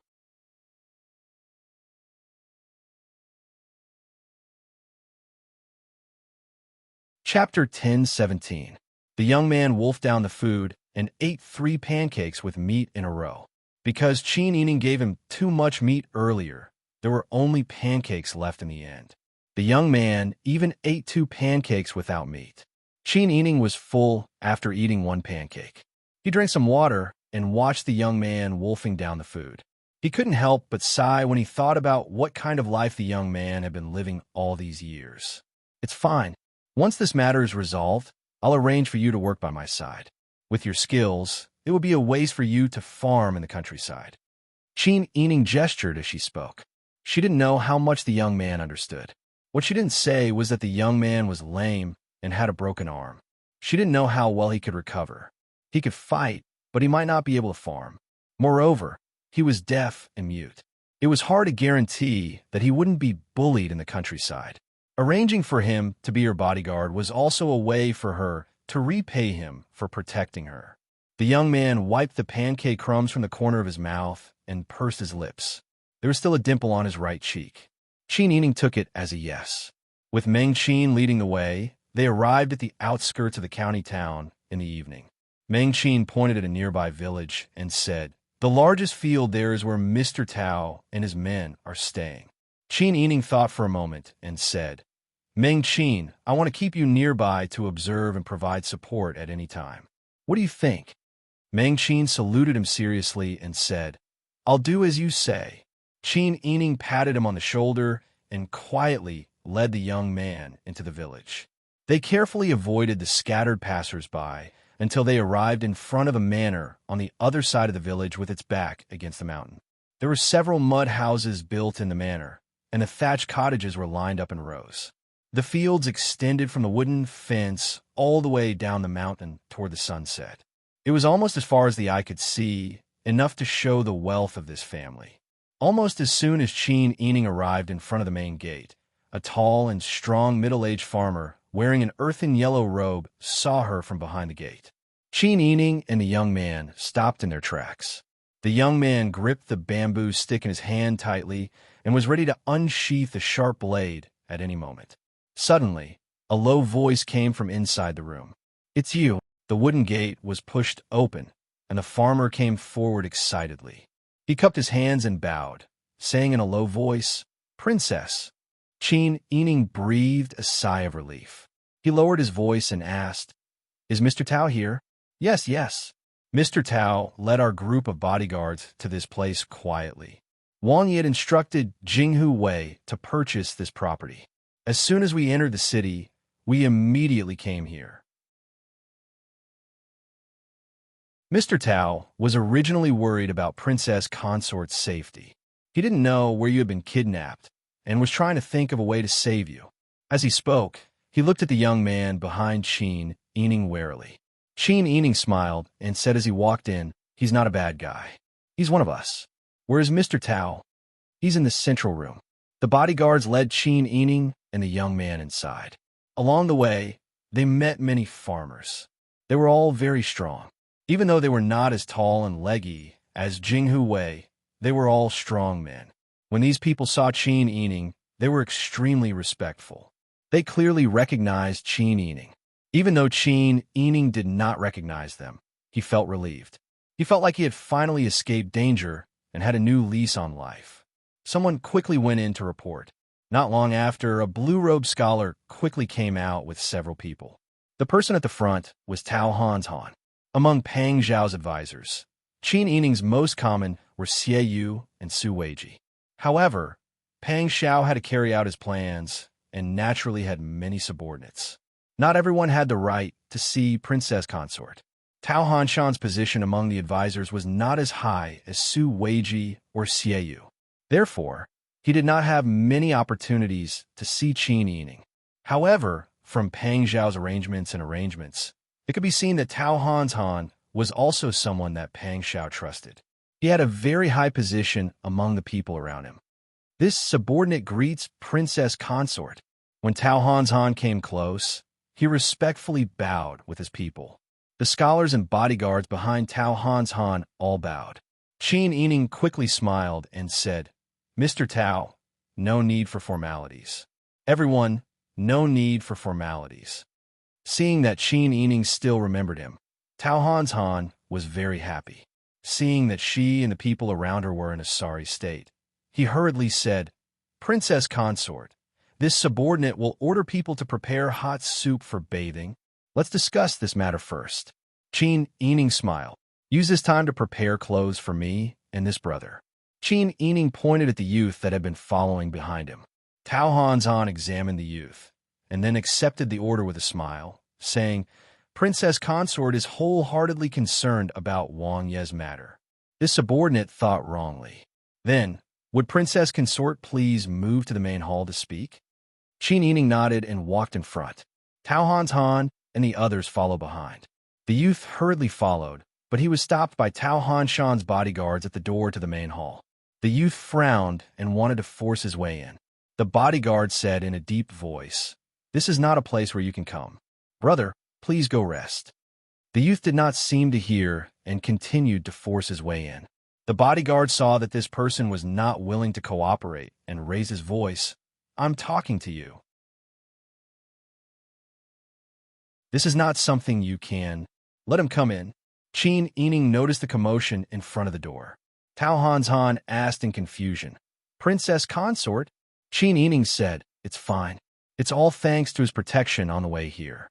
Otherwise, I'm afraid I would have died at the hands of the mob.